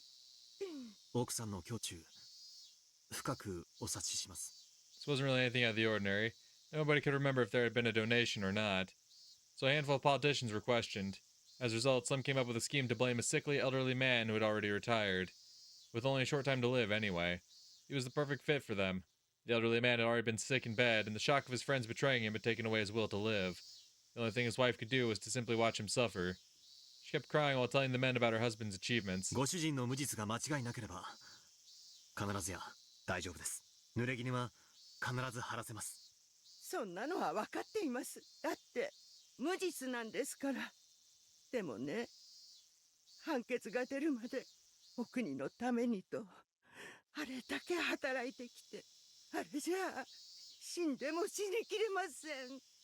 Akasaka nodded and tried to find the right words to say to her. His colleague rummaged through a pile of paperwork behind him. The papers were filled with fine print, and it would be hard for an onlooker to tell exactly what they were. However, the way he was looking at them made it very clear that they contained something important. 赤坂さん、金の動きが完全に網羅されてます。 Akasaka gave him a signal to remind him that this wasn't the place to be looking through those documents. 奥さん、この他には書類束。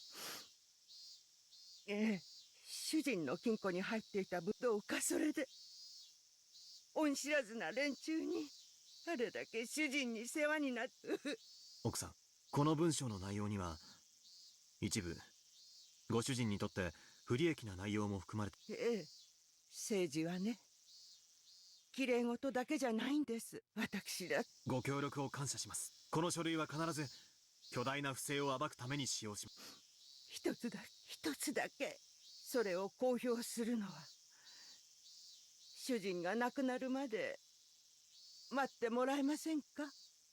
The paperwork Akasaka received was something her husband intended to take to the grave with him. Something that shouldn't exist in this world. If it went public, her husband's name would be disgraced. Akasaka nodded. わかりました。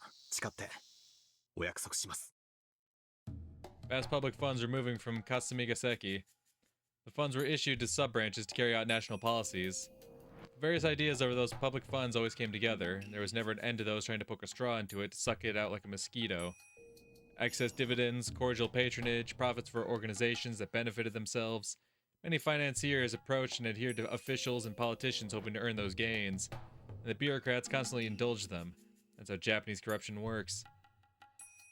These illegal pipes from bypass after bypass in Kasamigaseki, siphoning off public funds for their profit. To find and destroy such pipes is, of course, in the national interest. But eliminating illegal expenditures isn't as simple as all that. There are important people connected to those pipes, and when those people are investigated, a major political scandal takes place. The reason why the government doesn't investigate such illegal expenditures is not only to protect vested interests, but also because they are conscious of the damage those scandals can cause politically. To put it more succinctly, the government can't endure the pain of pushing pus out of a wound. The closer the exposed subject is to the top, the greater the pain faced by the government, and that affects the cabinet approval rating. The closer the subject is to the core, the more extensive the damage to the heart. The secret investigation Akasaka was leading went as close to the heart as it got, and it could cause a collapse of the administration from shock. Akasaka was tipped off that a huge amount of public funding was leaking out through an alumni organization of the 7 imperial universities, so he and his colleagues had been conducting a secret investigation into the matter for a long time. His target was tightly knit, but he learned the wife of one of the organization's senior members bore strong resentment toward them after her husband was made their scapegoat, and he managed to contact her. And because of that, he had gotten his hands on extremely important information.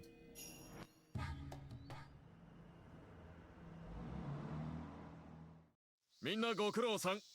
だいぶ外堀が埋まってきたようだ。特に赤坂くんが入手した資料は随分苦労したでしょう。お疲れさん。The small meeting room was filled with boxes that were, in turn, filled with documents. The whiteboard was filled with cramped writing, too. A few of the investigators in the meeting room, which was also filled with smoke, were reading the documents intensely. Their intimidating manner clearly indicated that they were police officers with a great deal of experience. Akasaka was one of those men. It had been a while since Mamoru Akasaka was transferred to this department. When he worked on the case of the kidnapping of Mr. Inakai's grandson, he had been a rookie, but by now he was an experienced investigator. After a knock on the door, an elderly man entered the room. Everyone straightened up all at once. 室長、お疲れ様です。お疲れさん。立たなくていい。楽にしてくれ。諸君に今日は素晴らしいプレゼントを持ってきたぞ。カノ。お前を息子の授業参観に行かせてやる。The meeting room was filled with sighs and tinged with exasperation and resignation. Certainly wasn't because any of them had hated getting to go to Parents' Day. やっぱりな、そろそろ頃合いだと思ってたんですよ。くそ。Akasaka's colleague complained. They had been so close to getting to the root of the issue, had such strong evidence. Akasaka, on his part, wasn't too disturbed. As it happened several times in the past, considering how hot the documents he obtained were, it was easy enough to predict. The case was suddenly transferred to another department. That meant their investigation ended here. The new department was supposed to continue the investigation to expose injustices, but that's never happened once before. It was just an excuse. The investigation had been terminated because of pressure from above. くそ。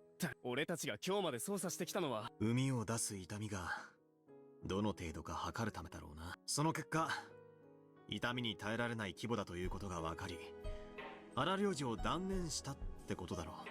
In that sense, their hard work wasn't wasted. Because of it, the investigation was terminated.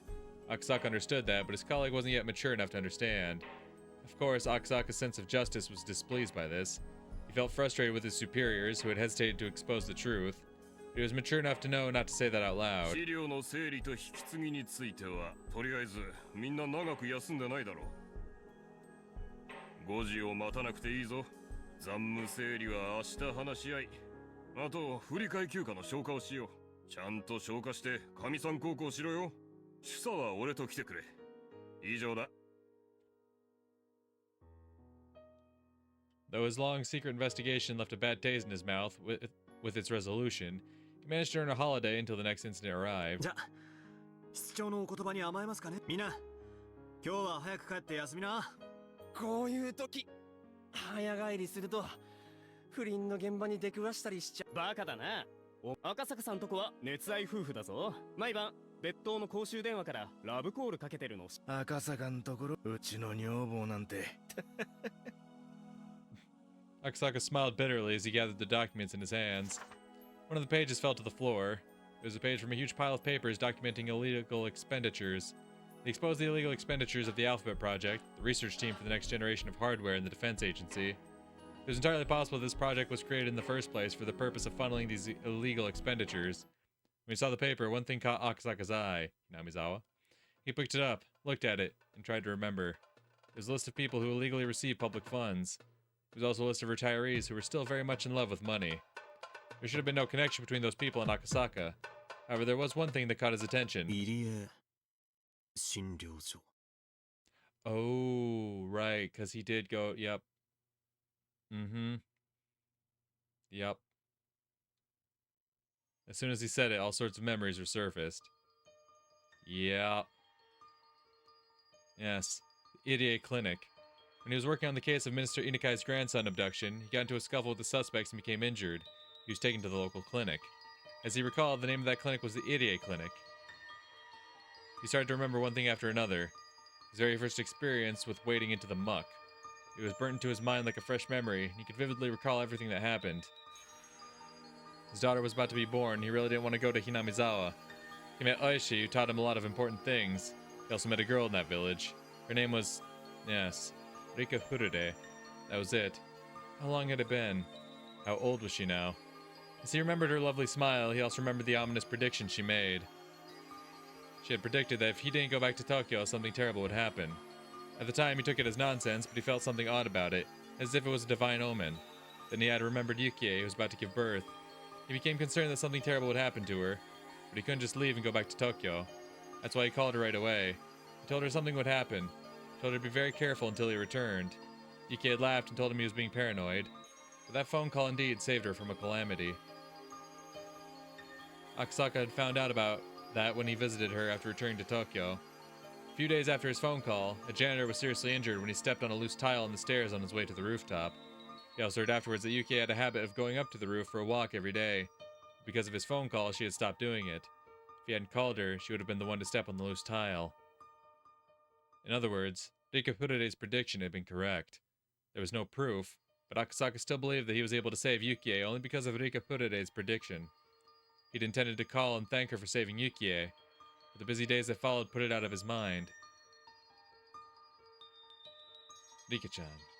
He wondered if she was still doing well, if she was still smiling.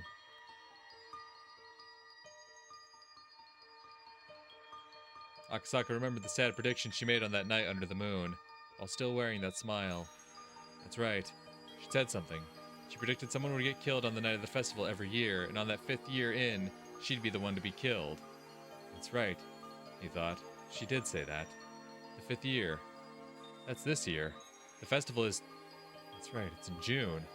If you remembered correctly, it happens on the last Sunday of the month. Akasaka looked at the calendar. It was June 1983. Although there was still some time, the death she predicted for herself was coming up. The girl who predicted Yuki's accident also prophesied a mysterious incident would occur annually for the next 5 years. It had actually been happening, and it would happen again this year. Akasaka wondered if Oishi was still at the Okonomiya PD. The annual incident she predicted actually was taking place, he would know. In other words, he could confirm if Rika Furude was going to be killed or not with a phone call to Oishi. The girl who predicted her own death had muttered that she didn't want to die. Muttered? No. It was clearly a plea for help. A young girl who was trapped in the fathomless bizarre traditions of a village she couldn't escape had sought help from him, an outsider. She paid his reward in advance, in the form of foreseeing Yuki's accident. He had to get to her. He had to go save her. A flood of emotions filled him up.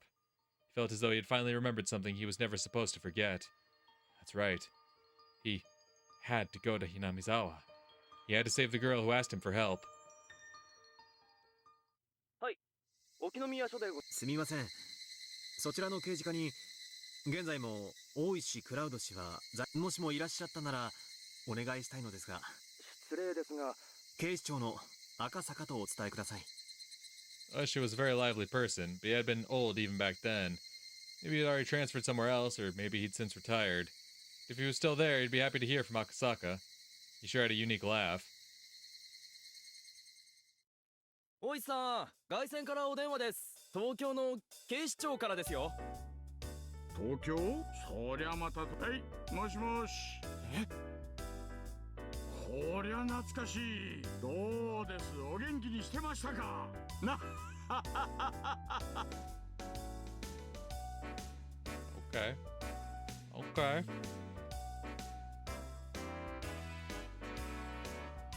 So now he's not... well, maybe. Because in chapter 7, he shows up like, oh yeah, I'm just on vacation. I thought I'd visit for the local festival. Ha ha ha ha ha. But now it seems like he wants to, like, his goal is actually there for her.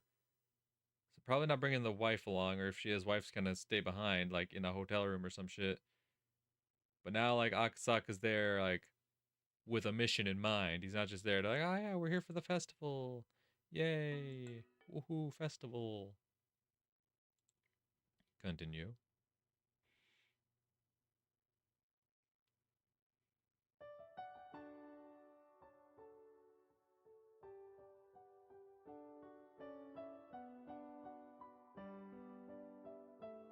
Hanyuu has already grown used to being around us. Since Rika-chan and Satoko are her age, she's become especially close with them. Of course, Reina and Mion are looking after her too. Reina told me something the day Hanyuu joined the class. She said that Hanyuu has been close to us for a long time, that she's been watching us play, that she always wanted to join us. I still can't remember seeing her before, but somehow, I can believe it. Hanyuu has accepted all the things that surprised me at first as if she knew about them all along. She knows everything about us, and it seems she's truly excited about finally being able to join in.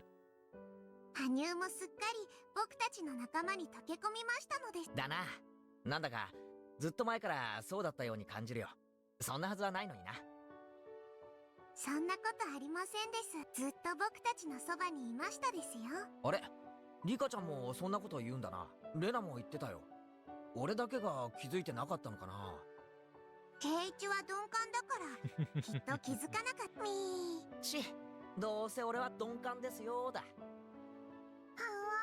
Put those goddamn hands down. リカとケイイチが座り込んでいますのです。疲れましたですか？ Yeah, I'm tired of you having your damn hands up. 知らずなだけなのです。僕たちは遊びすぎてヘトヘトなのですよ。だって僕はずっとみんなと一緒に遊びたかったから、もっともっと遊びますですよ。元気だな。ところで羽生さ、その頭のそれ遊んでて落ちちゃわないのか？ Hanya has horns on her head. I thought that was a hair accessory of sorts, so I didn't want her to lose it while playing. Everyone offered to hold it for her while she ran around. Hanya's face clouded over, and she apologetically held onto the horns. ケイイチ、羽生のは取れません。え？あ、そう。変なこと言ってごめん。やっぱり角なんかがあるとおかしくなんかないよ。キュートでかい。そう、ケイちゃんなんか股間に角が生えてるしね。硬くて反り返ったのが股間の角ってなんだろう。相変わらずレナさんのパンチだけは見切れませんわね。大丈夫ですのミオンさん。顔面がへこんでますわよ。 Everyone laughed except Hanyuu, who didn't seem to get it. I shouldn't have said anything. I bet she doesn't like to talk about her horns. If I try to apologize, I think things will get even more complicated. As I thought about what to say, Reina took the girls over to the shrine gate. 気にしなくていいのです。羽生も気にしないようにしているのですが、やっぱ気にしてたんだな。すまん。これからは気をつけるぜ。羽生は大昔に。あ、だよな。村の中のことを転校生にしちゃ随分。羽生がひなみ沢に住む前、どこに住んでいたのかはよく知りません。I asked her once, but all she said it was a place I wouldn't understand. Hanyuu said that she, or rather Hanyuu's people, couldn't live there anymore. They looked for a new place to live for a long time. They traveled a very long way away before arriving in Hinamizawa. There was a beautiful swamp in the area, and that was exactly what Hanyuu's people were looking for. But there was a village nearby where people lived. To show respect to the original inhabitants of an area was law among wandering people like Hanyuu's. Her clan decided to live peacefully and coexist with the villagers. However, their attempts to coexist didn't go so well. The villagers were too childish and immature to accept these newcomers. They strongly rejected them and caused a terrible, tragic disaster.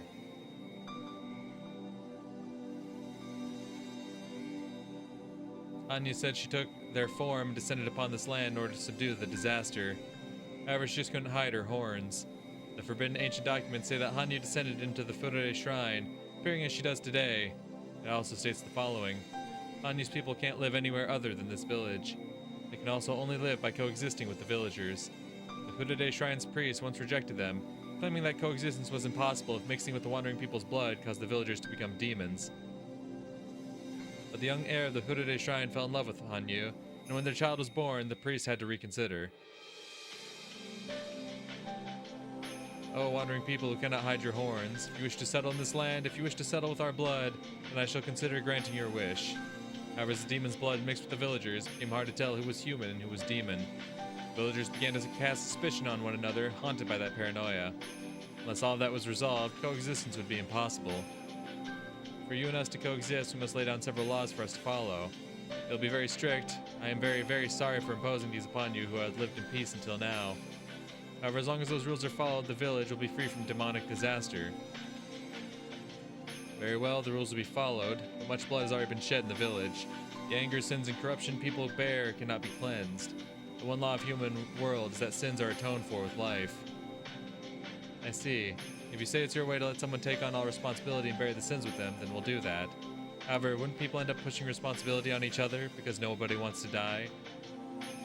Exactly. That's the ugly demon in the world of man. No one will accept their own sins, but only foist them onto each other. Since they can't only clear the balance with their lives, everyone refuses to pay, and the sins just keep adding up. Without cleansing them, they stagnate, and people cast them upon each other forever, doubting each other and passing them around. I see. If that is the unopposable law of this world, and you yourselves are troubled by this law, then in exchange for coexisting with us, I shall grant you a world where people do not blame their sins on each other. What kind of world is it? So long as mankind exists, they will commit sins and give rise to corruption.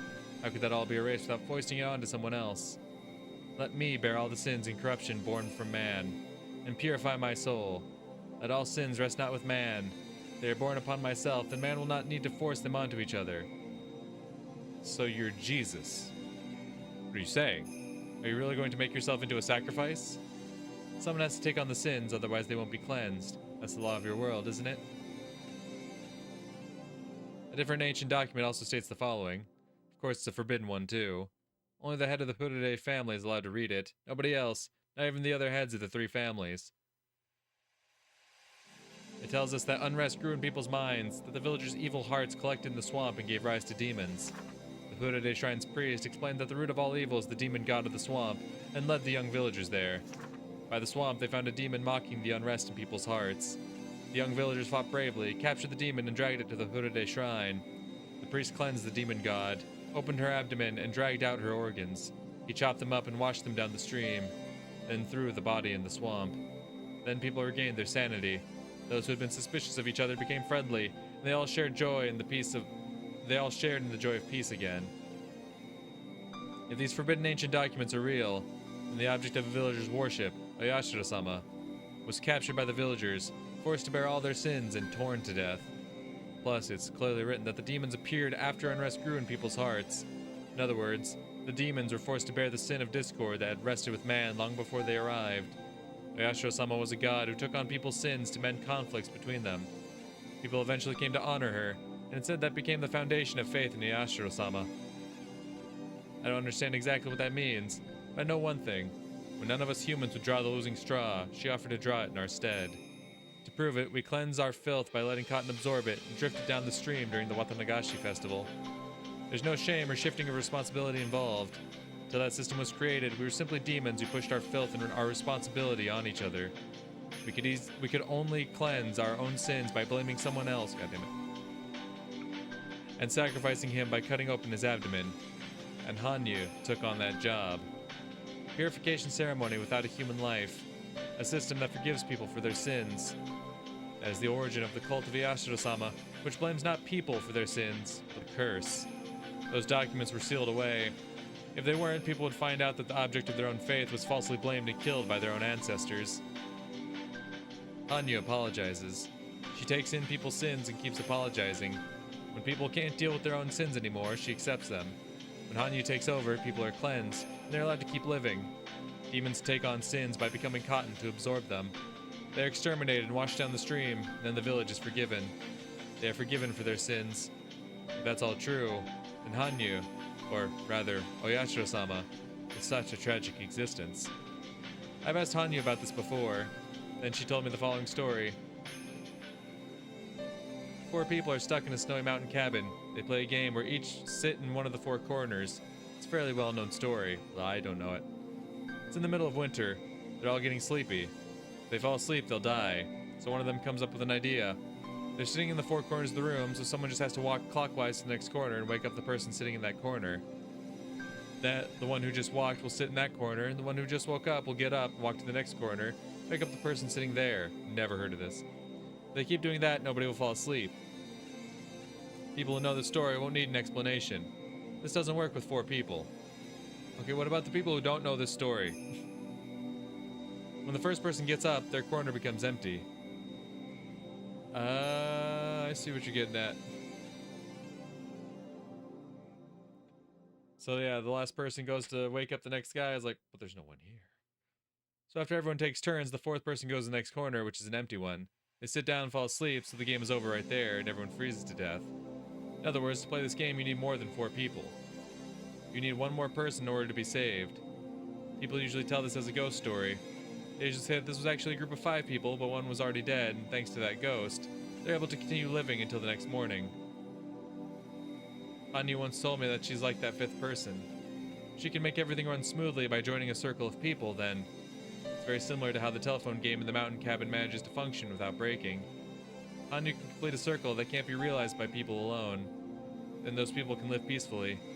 She's an existence that completes a circle. Is she bothered by her horns because it reminds her of her time when she was called a demon and punished for the sins she took in?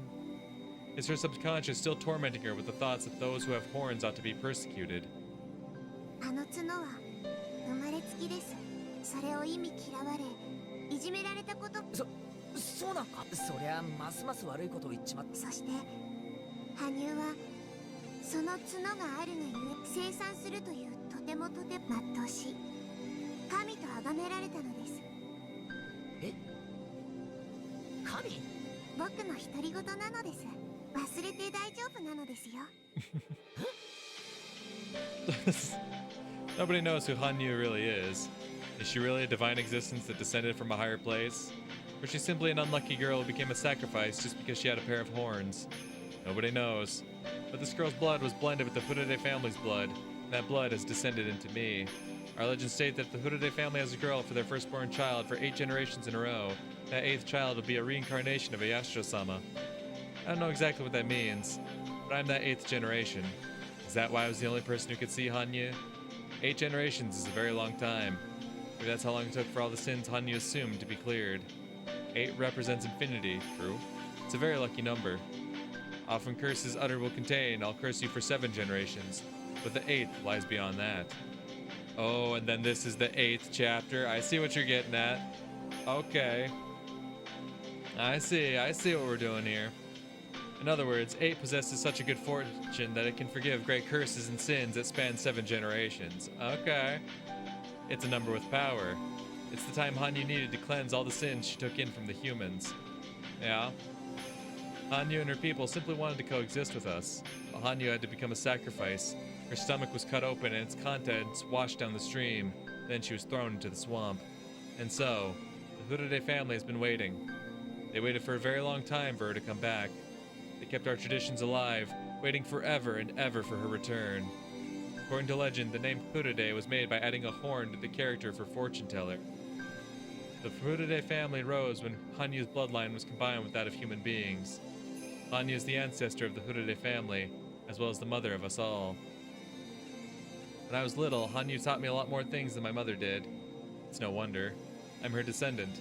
The curse on the clan who exorcised and buried their very own mother was finally absolved after 8 generations, what seemed like an eternity. And then she met me, her descendant, the final generation of the Higurashi family. Sometimes when I think about that, I feel like there must be some important meaning to this hapless fate thrust upon me. But what kind of meaning could the trial I face, the trial of breaking through the obstacles sealing my fate, have upon the curse that plagued Hanyuu and the Higurashi family for over a millennium? 1,000 years is simply too long a period to communicate thoughts and intentions correctly. Hanyuu has become the curse we call Yashiro-sama. Though she originally was a means of salvation, she has become a chain that binds people. The rules about coexisting were misinterpreted as a law that binds villagers to this place, and that continued until the Meiji era. And while the village while the village winds once again blow toward the misunderstanding of isolation thanks to the dam conflict, how does that play into my meeting with Hanyuu and this motley fate we're trapped in? I haven't lived long enough to be able to understand that.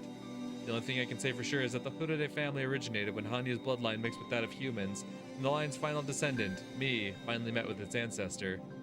The Higurashi bloodline bears a cursed history of placing all of man's sins onto its mother and killing her. Now the beginning and end of that line have met. Hanyuu always wanted to join everyone, yet she couldn't hide her horns. Even so, she still wished to be an existence that completes a circle.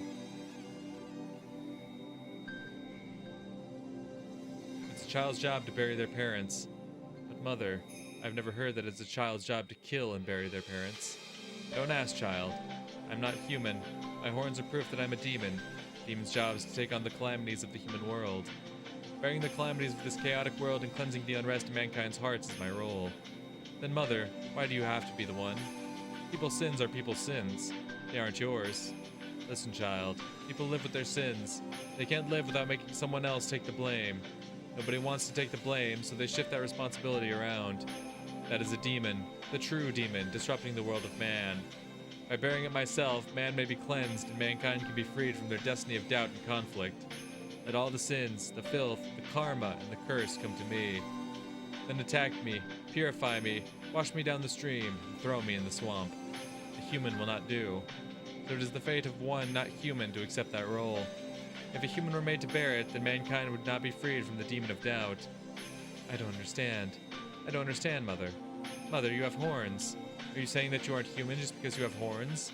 That even if you are human, the horns make you non-human? Even if you have horns, you are human to me. My child, you're the only one who's ever said that. Even if everyone else calls me, or you'll still call me human. Damn, throwing slurs around, are we?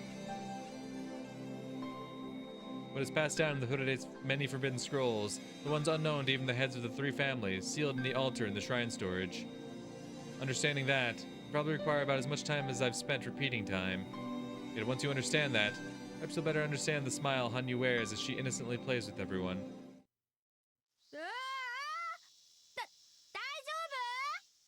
I heard Mion yell in surprise. Something must have happened. なんだどうしたんだ羽生さんがそこでふざけてて転んで斜面を転げ落ちていったんですわ。羽生ちゃん、大丈夫？綺麗に転がってったけど、捻挫とかしてな She いかな。 rolled beautifully. 行こう行こう。 Hanyuu had been playing on the slope and tumbled down it.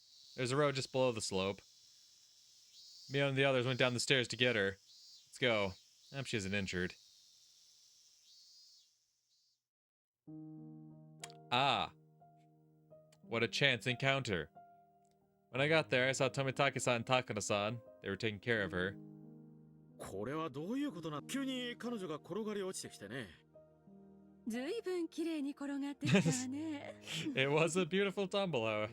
でも頭をゴチンとやってしまったみたいだから、よく冷やしておいた方がいいわよ。羽生、私たちの声がほら、指は何本に見えますの？ Ma'am, you don't have fingers. Put those hands down. She sounded disoriented, but didn't appear to be injured. What a relief for everyone. I bet she's just feeling dizzy from rolling. 怪我がなくて。いやはや、しかし転がってった先に看護師さんがいてくれたなんてできすぎだね。Yes, what convenient timing. あら、非番の時の私はねえ、次郎さん。まあね、そういうことさ。まあ、ひなみ沢っ子なら、このくらいで怪我はできねえよな。羽生も、もう立派なひなみ沢の仲間ってことだぜ。羽生ちゃんっていうの？見かけない子ね。新しいお友達？ええ、そうです。月曜日に転校してきたばかりなんですのよ。これ、何？変わってるわね。おもちゃ？ Takano-san tried to poke at one of Hanyuu's horns. They'd be an interesting hair accessory, if they were an accessory. それは羽生ちゃんのチャームポイントなので。あら、そう。私はあまり可愛くないと思うんだけど。だってほら、化け物みたいじゃない？ Suddenly, Hanyuu moaned as if suffocating. 高野、羽生は化け物。二度と言ったら許さないのです。そうだよ、高野さん。人の趣味に悪いよ。ごめんなさいね。決してそんなつもりはなかったんだけど。Rika-chan said it rather firmly. I'm sure Hanyuu doesn't want to hear that word. Sometimes Takano-san says things in a derogatory way without realizing it herself. No, I think she did intentionally. Takano had her own face-off against Hanyuu at the shrine. But I guess there are things you can't or shouldn't say. Just like how Reina it can be like, nah, Hanyu's been here the whole time trying to play with us. I'm sure Takano can also like figure out like, you remind me of the god I faced off against at the shrine. So she'll be like, oh, whoops, sorry, I didn't mean to say rude things to you. Definitely not. It just came out that way. I'm so sorry. Hanyu was looking at Takano-san with a complicated look on her face. After seeing that expression, Takano-san realized she might have hurt her feelings. She apologized and left with Tomitake-san. 大丈夫？羽生、綺麗に転げ落ちたから、大して怪我はないそうです。リカ、今の人、今の人、高野ですよ。高野。Hanyu repeated Takano-san's name. All of a sudden, I grew worried that she hit her head or something. Hanyu stood straight up and grabbed Rika-chan's collar. 高野です。高野。そうですよ。高野ですよ。高野です。覚えてないので。知ってるわ。高野美代です。入江診療所。重い。ごめん、羽生。何の話？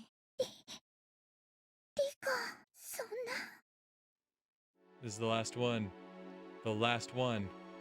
She finally imprinted herself with the true enemy's name while enduring the pain of her stomach being cut open. And yet she can't remember. Rika Hurade has failed to inherit the memory of the fragments.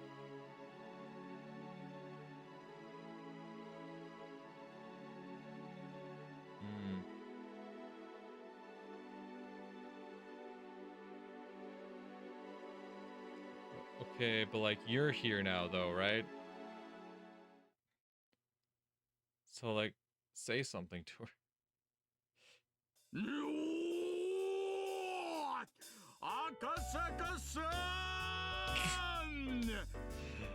Hell yeah. Time for two dudes being dudes. 大石さん、その後もお変わりなく。おかわりなくなんて最近リンゴダイエットっていうのを始めましてね、ちょいと体重が絞れてきたつもりだったんですがね、そういう赤坂さんはこれまた見違えるくらいたくましくなったじゃない。この程度には鍛えてないと体が持ちません。あれ、クラちゃん、その人何年か前にうちに来た東京の公安の本田屋さん、その説はお世話になりました。あんた随分とまあ立派に成長しちゃったじゃないですか。若いっていいね。さあ、せっかく来てくれたんです。もうお店に行っちゃいましょう。馴染みの店ですからのれん前でも入れてくれるでしょう。さあ行きましょう。大石さん、いいんですか？まだ勤務時間中じゃないんですか？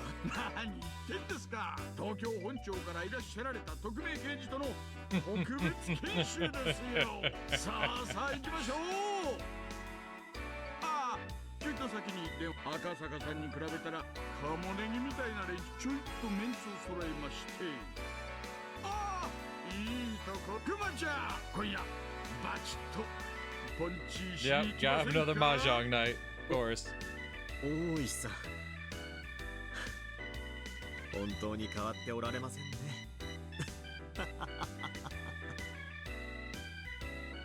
Akasaki used to think Aishi wasn't serious enough about work. After experiencing many different things in the real world, that preconception had completely disappeared. Aishi's that way because of his experience. It's not always best to take things seriously. In this world, sometimes being that frank can help. In Akasaka's case, people often tell him to relax more. In Aishi's case, maybe he should straighten out a little. さあ赤坂さん、行きましょう。ええ、参りましょう。いい返事。だいぶベテランの余裕ができてきました。そうでなくちゃ。The old Akasaka would have thought Oishi was making fun of him. By now, he could take it as an honest assessment.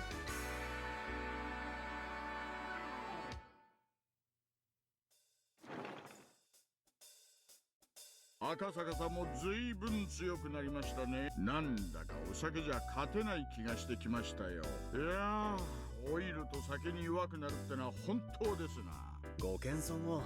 それに私が強いのは情報収集が下戸では務まらないからです。ちゃんと予算を切って常に若手と特訓してますから。日本酒、洋酒、紹興酒、のれんをくぐることもあればミラーボールのお店の時もあります。そりゃいいそりゃいい。今度ぜひ私も高知に参りますよ。ええ、ぜひ享受してやってください。最近の若いのは自分は生まれつき飲めない。私だって最初は全然ダメでしたからね。酒は飲めば飲むほどに強くなり、ますますに旨味がわかるようになるんです。そうですそうです。聞いてますかクマちゃん。面目ない。これでもだいぶ強くなっそうだの。大石と組まされたばかりの頃はお前乾杯からウーロン茶だったからの。それはいけない。乾杯は重要な意味があるんです。そこでアルコールを飲まないというのは、自分はこの飲み会に不服があるって言ってるようなもんなんです。だから私はそんなことする若手どもには一気飲みしろって言ってんじゃない。とにかく最初の一杯だけは中ジョッキ。 When Akasaka first came to Okonomiya, he was very nervous. There was no trace of that tension left in him. Seeing that, Oishi realized just how much Akasaka had learned in the past few years. よっ、赤坂さんか。いやもう本当に頼もしくなっちゃいましたね。私にとっては定年までの残り数年でしかなかった間に、いやいや老兵は去るべきだと痛感します。そんなことはないです。私も嫌になるくらい経験がものを言う世界というのを、力仕事や現場仕事なんか私たち若造に任せて、大石さんのようなベテランにはぜひデスクで。ですってよ。聞いてますかクマちゃん。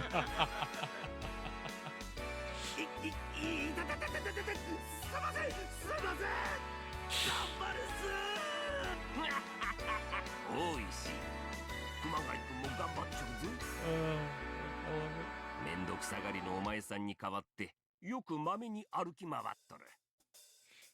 大石さんはめちゃくちゃな人。私が大石さんと組んだのはほんの数日間だったんですが、でもね、大石さんがきっと最後まで信じて。わかりました、頑張るっす。でもお酒は鍛えられても麻雀までは無理っすよ。かみさんに給料を渡す前に大石さんに取られるんです。いや、麻雀も経験なんです。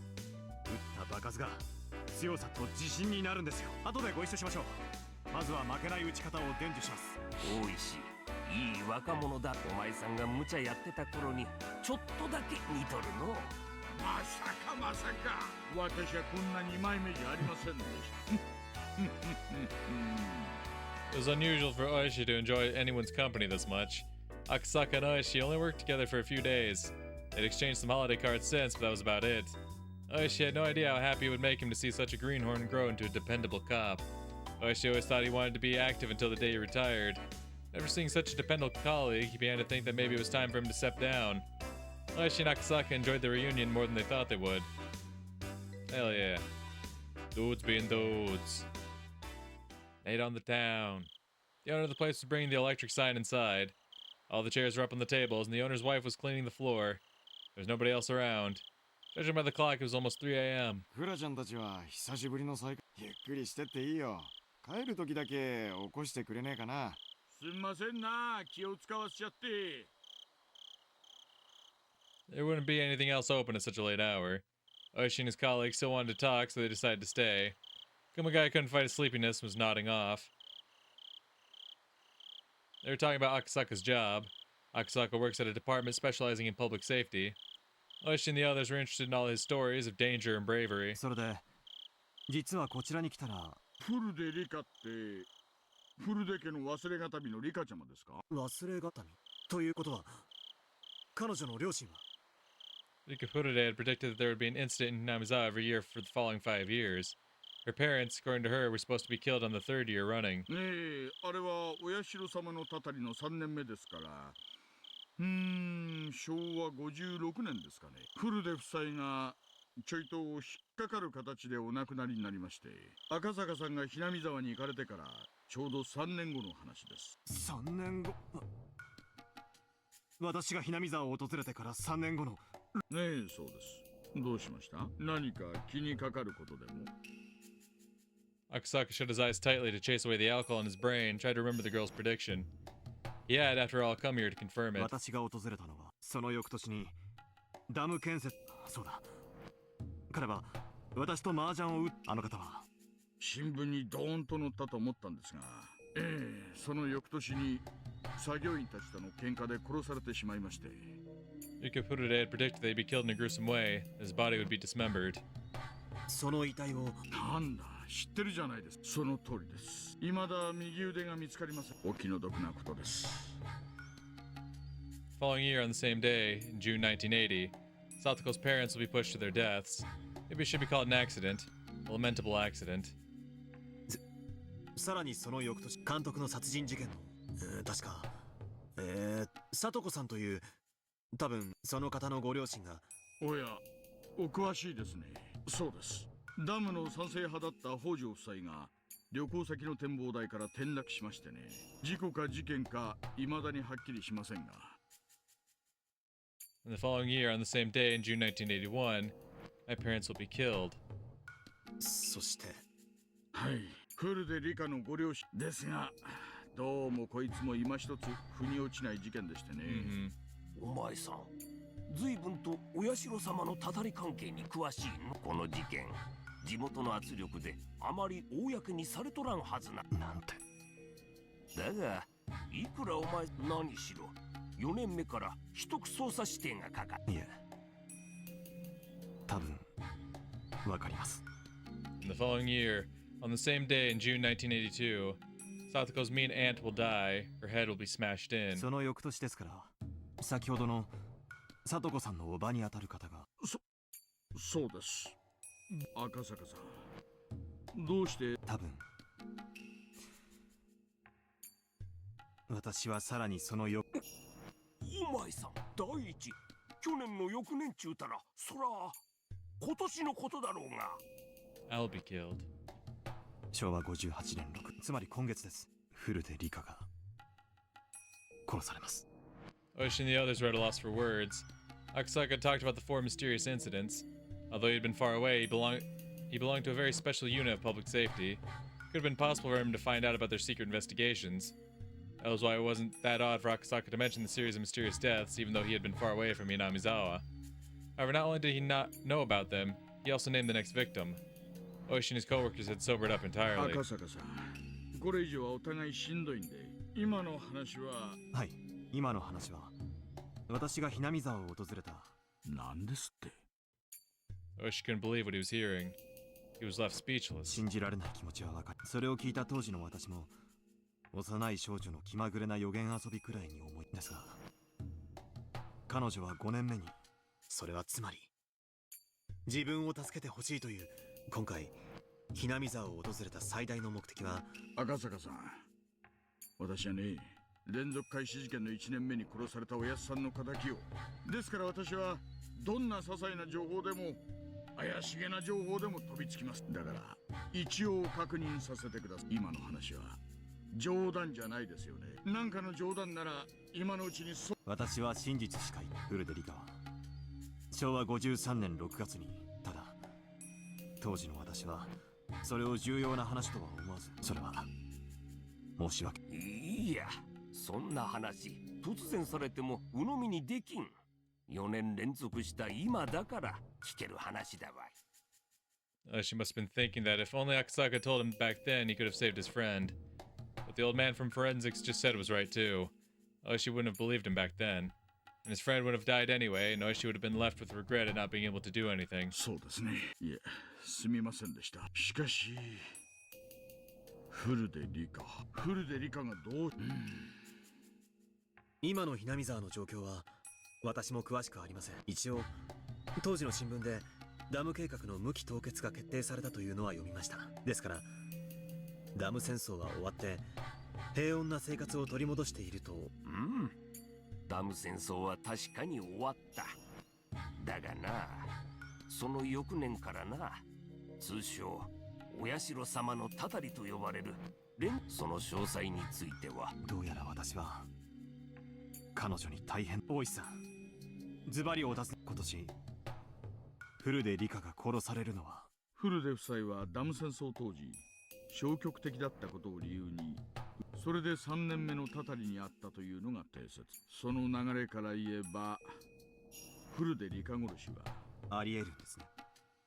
Oh, she nodded slowly. 明日フルでリカに接触を。どうやら彼女に直接話を聞く。赤坂さん、それ私もご一緒。フルでリカの話はどうやら私にとっても重要なものになりそうだ。こりゃお前さん、なんともとんでもない土産を持ってきてくれたもんだ。わしもちょいと煙に巻かれたまま終わると思ってた怪事件が解けるのに。しかし疑問もありますね。どうしてこんな重要な話を。助けを求めるなら東京から出張してきた私ではなく、多分地元警察を信用しきれないところがあったのでしょう。私も泥臭い人間です。リカさんの信用を得ていなかったのかもしれない。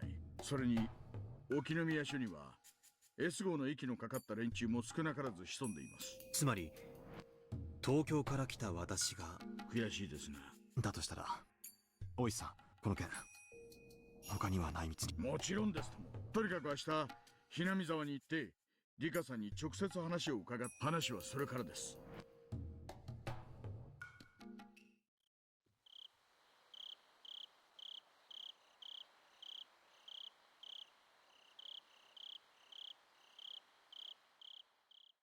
信じられない。でもそれが真実なのね。 Okay, she did tell her. It was in the middle of the night. Only the sounds of insects and Satoko snoring could be heard.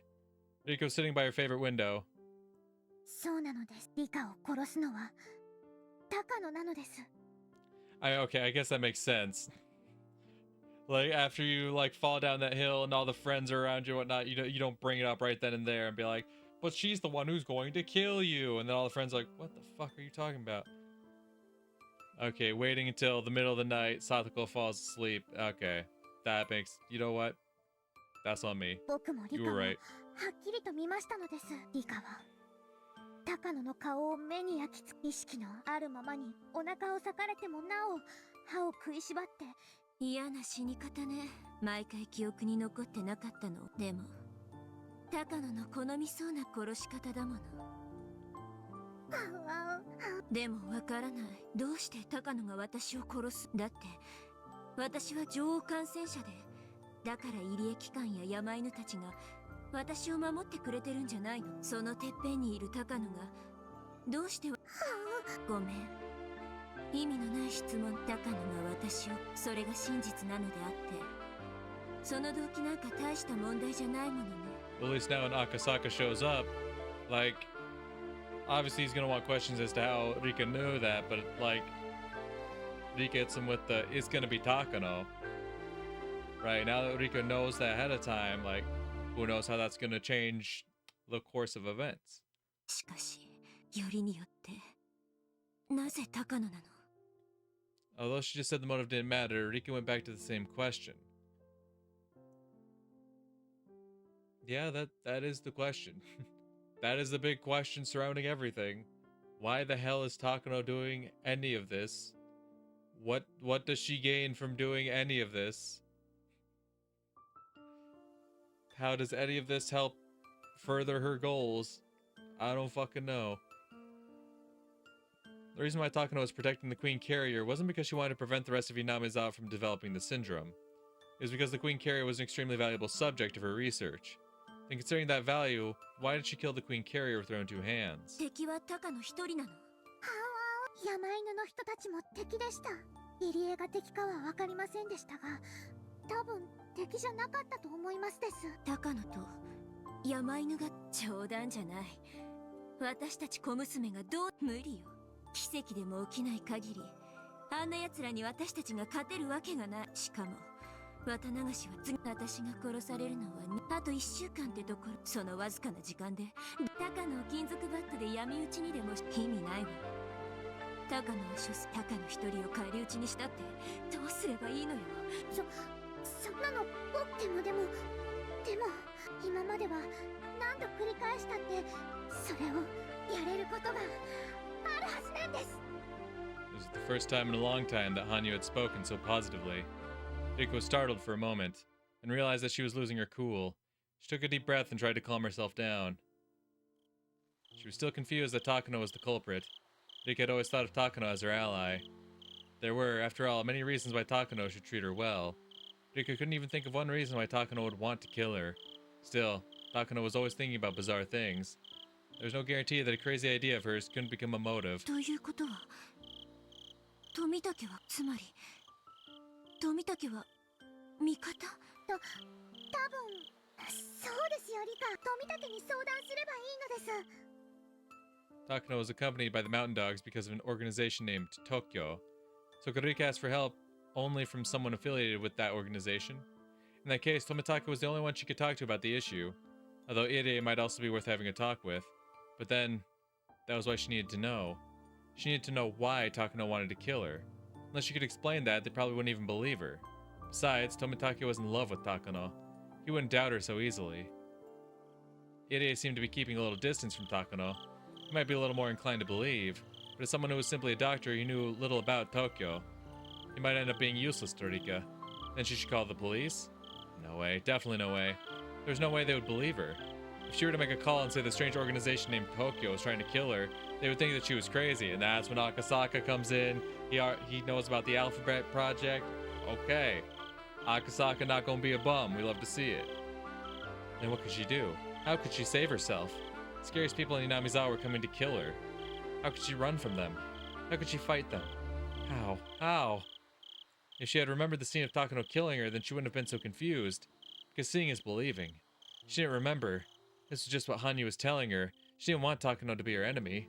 This was the truth she didn't want to accept, so she was tempted to just say this was all simply Hanyuu's delusion. 落ち着く前の世界で覚えていませんですか？前の世界ってあれでしょ？違いますです。その次にもう一つ世界があったのです。本当にその世界では北条鉄平が最悪の世界ね。何をやっても相談所は様子見で、どうせ仲間の誰かが発症して鉄平を。違います違う。そこではみんなが力を合わせてその世界でリカは圭一にあれだけ教えられたじゃないです。奇跡は信じなきゃ起きない。そしてみんなが信じれば必ず奇跡が起こる。確かに圭一が言いそうなことね。でもすごいわね。今まで一度も退けられなかった鉄平の帰宅する世界を。その世界の圭一たちはどうやって奇跡を起こすかみんなにですね。どうせダメだとか一人で悩んだりとかしないで、だから奇跡が起こせたのです。みんなに圭一たちに高野の骨董教という怪しげな組織に狙われているか。信じてくれますね。前の世界ではなんでリカは。ごめんなさい。信じないわけじゃない。羽生が見たんだから自分の記憶に残らないというのが。とにかくリカと僕たち二人の力では。でも僕たちには武器があります。それは真実です。動機はよくわかんないけど、でも犯人は高野だってわかってます。だからこれはこれまでの世界で一番有利なスタートのはずなんです。それなのになんで最後の最後でリカだけ記憶がつながらないのです。Hanyuu ground her teeth remorsefully. She saw the truth just a short time ago, so she couldn't believe that Rika didn't remember anything. If it was something she had seen herself, then she wouldn't even need a motive. But she hadn't, and that was why she couldn't understand. Why was her memory missing even when Hanyuu's memory was still intact? That mean their long journey was about to end? Perhaps her infinitely repeating journey was already over, and this was the last world of all. 羽生がみんなにも見えて、しかも転校までしてくるなんて、なんだか変な世界だなとは思ってたけど。おかしくも何もあります。ただ最後の世界なだけなのです。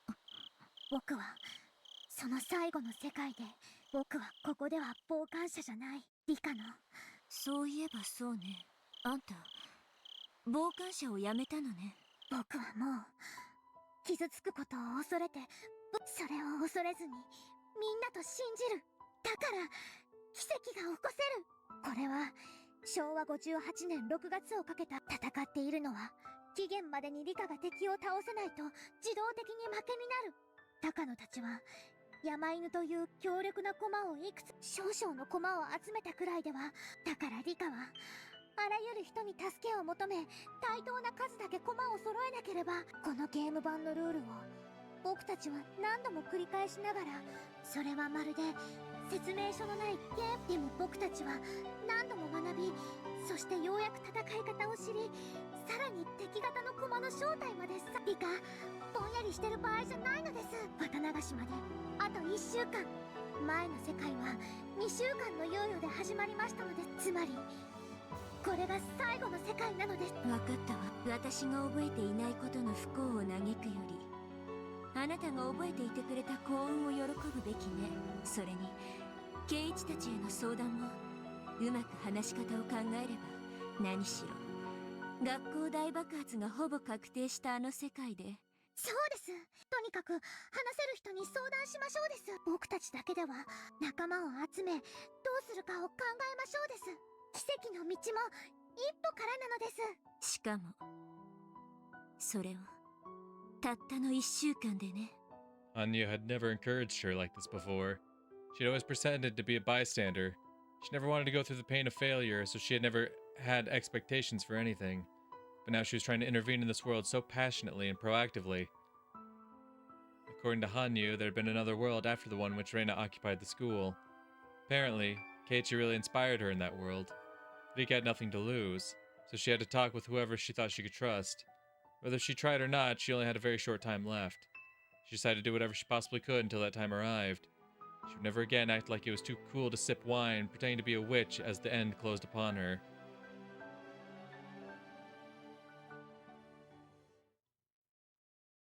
もしもし、ご無沙汰しておりますわ。野村です。ええ、先日は詳細な資料を厚生省のお歴々もあなたの丁寧な資料のおかげですべてあなたと小高野先生の研究の成果ではありません。私は正当な研究が正当な評価を受けられるようにしたに、それはもちあなたの資料をやがては総理の手にも取らせてみせまし。総理は一国の主、我が国で最も権力を持つ人物に、それがいかに優れた研究であり、そしてひなみ沢症候群がいかに特別なのに、その研究をないがしろにし、無残にもあなたとあなたの祖父の論文終末作戦が終わった後、現地は隔離閉鎖され、陸自の別部門が研究を引き継ぐこととなりました。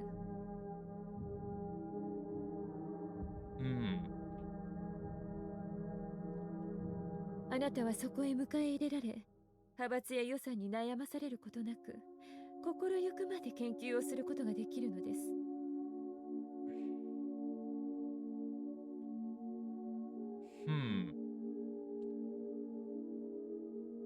Once the operation is complete, meaning the fucking wiping out of Hinamizawa, you will be sent to another department to be able to research as long as you want. Is not the point to research Hinamizawa syndrome? How are you going to do that if you got no one with Hinamizawa syndrome because you fucking killed them all? Well, I guess, okay, that is why she developed the one drug, right? The H170, I think it was, to cause the symptoms to arise in people. Right. So if she can produce that regularly, she could still study it without Hinamizawa being involved at all, the actual village. Okay. So that's why.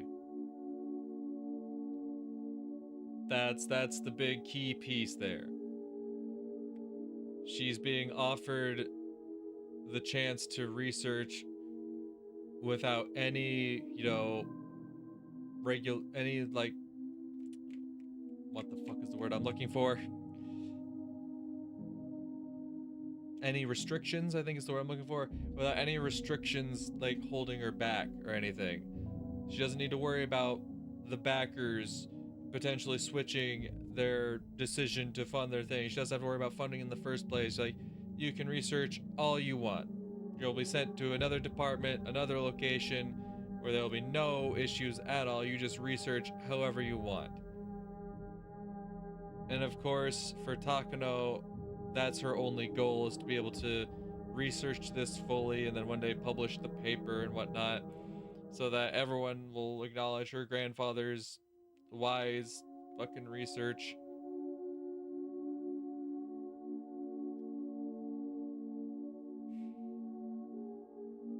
But if she still believes in the queen, does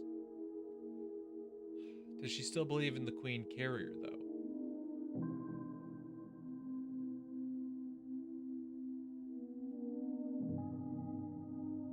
I'd say that's the question. Or is that like her final act of research to see if Rika was actually this important this whole time? Right? This is the one thing that she wouldn't be able to do under, you know, any other circumstances, because Rika is the only queen carrier there is. So is this big fucking thing just one last act of fucking experimentation and research? She kills the queen carrier just to see what would happen, and then after nothing happens, she contacts, she puts the, Operation 34 into motion, that then completely wipes out everything connected to the research so that no one else can track it down, completely, destroys the Irie clinic essentially, seals it off, seals the village off so no one can research anything whatsoever. And then that one piece of research that she would never be able to do otherwise is complete, and she can continue to study it elsewhere.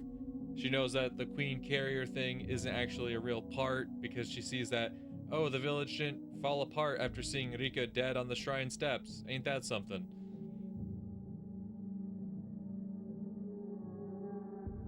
So then she just continues to go elsewhere and study the syndrome to the fullest as she can, because she has the ability to produce that H170, which can essentially just turn people terminal. Okay. And to her, and as Rika herself has pointed out, she doesn't care about life, right? When Rika told Irie that, like, if Irie produces a medicine and Takano produces a medicine, she would trust Irie's over Takano's every day of the week. Because Irie's actually cares about life. He wants to cure it. He wants to cure the syndrome, and she just wants to study it. She wants to study every aspect of it and is not curious about a cure at all.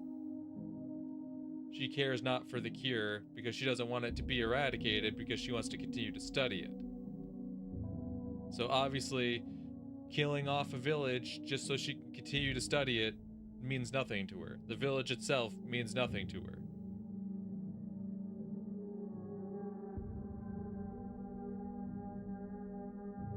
As long as she can continue her research, that's all that matters to her. Okay. Okay. So then, that explains Takano's drive to do what she does, right? Who the hell is this Nomura woman? We have one question like answered, and now we have more question. Who the hell are you? Why do you care so much? Where do you come from? We know she had some connection to Koizumi, right? Because, when Takano's like depressed, bar hopping down the streets, fucking this woman shows up and's like, I have an offer for you, blah, blah, blah, blah, blah. What's her end goal? What does she get out of it?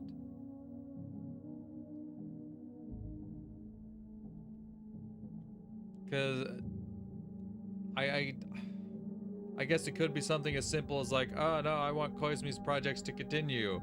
They're trying to take away what Koizumi built, but no, I want Koizumi's shit to continue. And it could be something as simple as that, but I don't know, I feel like there's more here. But now we have a name to this mysterious benefactor, but like,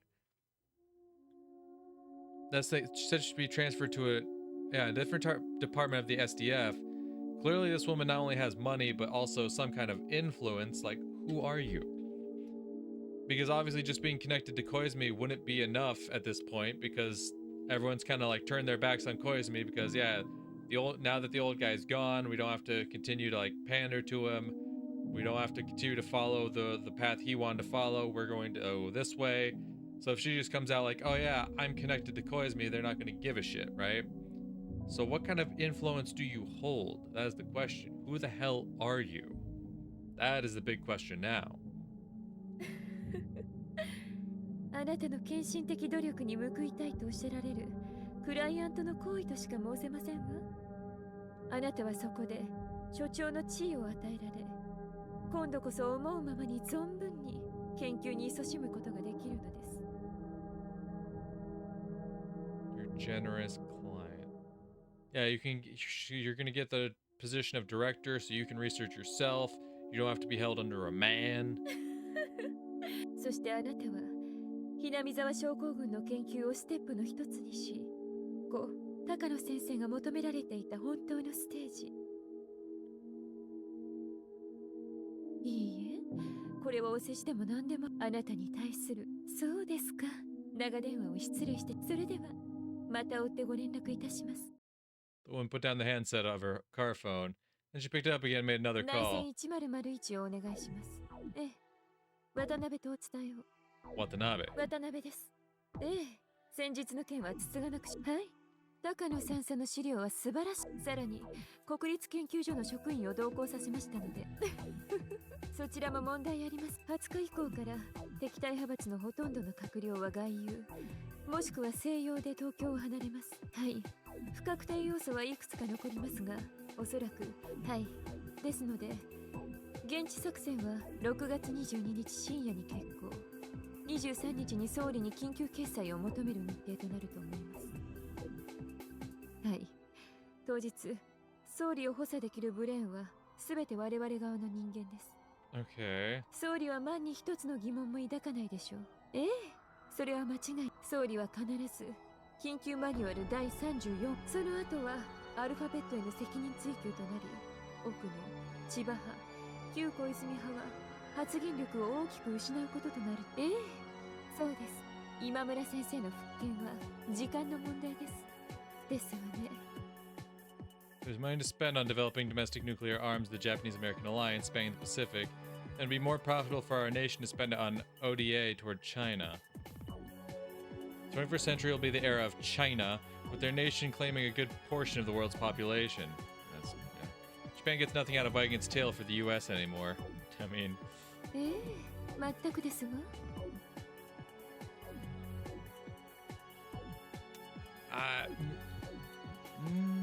Well, yes and no. はい、わかりました。では来週マカオにてよろしくお願いいたします。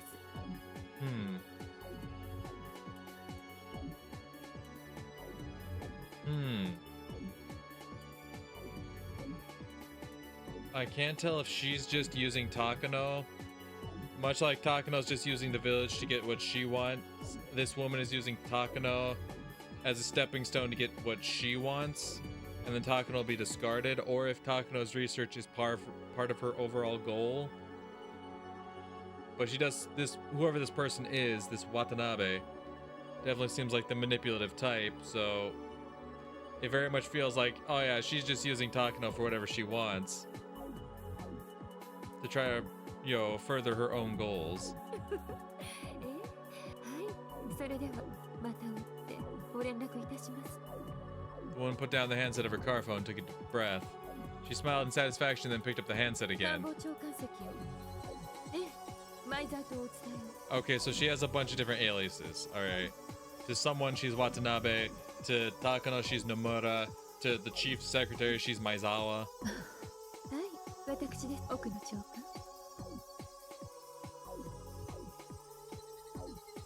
Okay. So we have like some kind of like almost feels like some kind of intelligence operative, right? Like some kind of CIA type essentially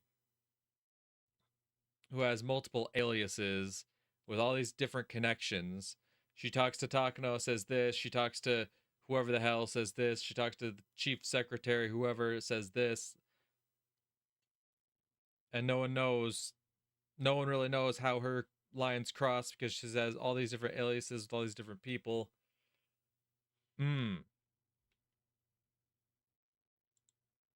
Okay. Okay. Interesting. Go on.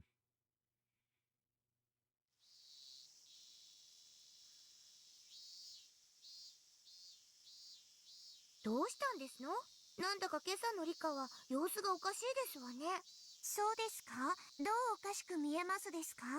うまく言えませんけど、なんだかこう大人びて見えると言いますか。はわわ、リカは大人なのですよ。はわわ。羽生、今日は茶化すのはなし。聡子もごめん。今日はふざける、そういう気分じゃないの。今からあと1週間くらいね。 Satoko gave me a perplexed look. Maybe she thought I didn't feel well. I want to talk to Keiichi and the others, including Satoko, but I don't know how or where to begin. We all like to joke around a lot, so they might not take me seriously. How can I get them to understand the danger I'm in? 先生、おはようございますです。あら、監督もですわね。おはようございますですわ。はい、おはようございます。さとこちゃんにリカさん。おやおや。頭にメイドさんのカチューシャがありません。校則違反です。お仕置きお仕置き。入江先生、学校でそういうのはやめてください。Yeah, no shit. 監督、リカが朝から体調が悪いみたいなんですの。ちょっと様子を見てあげてほしいのですわ。おや、風邪ですか？ I still don't know how to tell my friends, but Idiot at least is on our side. Maybe I can talk to him more directly. If I keep thinking about it, I'll still be thinking at the end of the day. Maybe we'll start with him. Hanyuu nodded as if saying that was a good idea. さとこさとこ、圭一が来る前にお席にいたずらをしましょうです。ああ、いたずらじゃありませんわよ。羽生さんに対圭一さんとラップの妙義を伝授して差し上げますわ。Hanyuu and Satoko ran to the classroom. Hanyuu must have left on purpose. I have to use this chance she's given 入 me. 江、ここでは何ですので、保健室。ええ、構いませんよ。では、保健室へ参りましょう。Yeah, he probably thinks I'm going to talk to him about Hinamizawa syndrome, so he agreed to go somewhere people couldn't hear. If there is any change in my physical condition, it could be a sign of something very serious. Even if it's just a simple cold, Irie is very concerned about my health. どうしたんです？どこか体調でも。入江、妙な話をしますけど、ふざけないで聞いてほしいのです。とてもとても真剣な話なのです。I gave Irie the sternest looks I've ever shown him as I spoke. Irie usually acts like an idiot, but he can be an adult when he needs to be. Seeing the expression on my face, Irie started to look more grave himself. How do I start? Okay. 入江、僕は。はい、リカさんの寄生体だけは。その僕が死ぬと。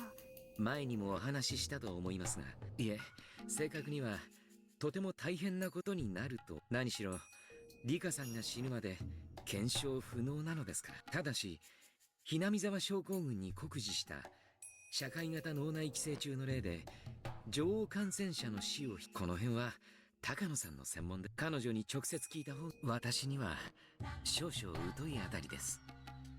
In other words, Takano knows better than anybody that if I die, something terrible will happen. More than ever, I don't know why Takano wants to kill me. Because she's curious. She just wants to know the answer if it'll happen, and it's the only way she can do it. There's no way I can figure it out myself. It is here with me right now. Maybe he'll know. I should ask him. 入江、話の腰を折らずに、そんな僕を殺して、誰か。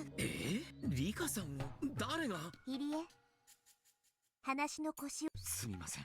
いえ、あなたを殺して得をする人間など繰り返しになりますが、もし女王感染者に万一があれば、それこそが被害妄想の拡大や錯乱などの個人症状とは。その大事態を起こして、絶対にリカさんを殺すということはたとえ冗談でも。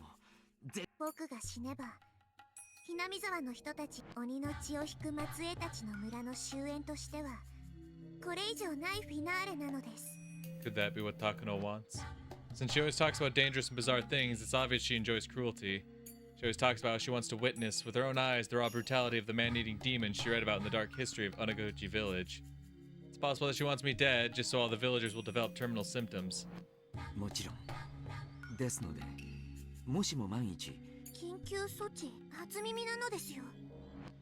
多分物騒な話でしたので、私も話さなかったと思い、入江機関にとってひなみ沢将軍ですが、万一女王感染者が死亡し、感染者全員の急性発症が見込まれた場合、それを未然に防ぐ緊急措置が取られることになっています。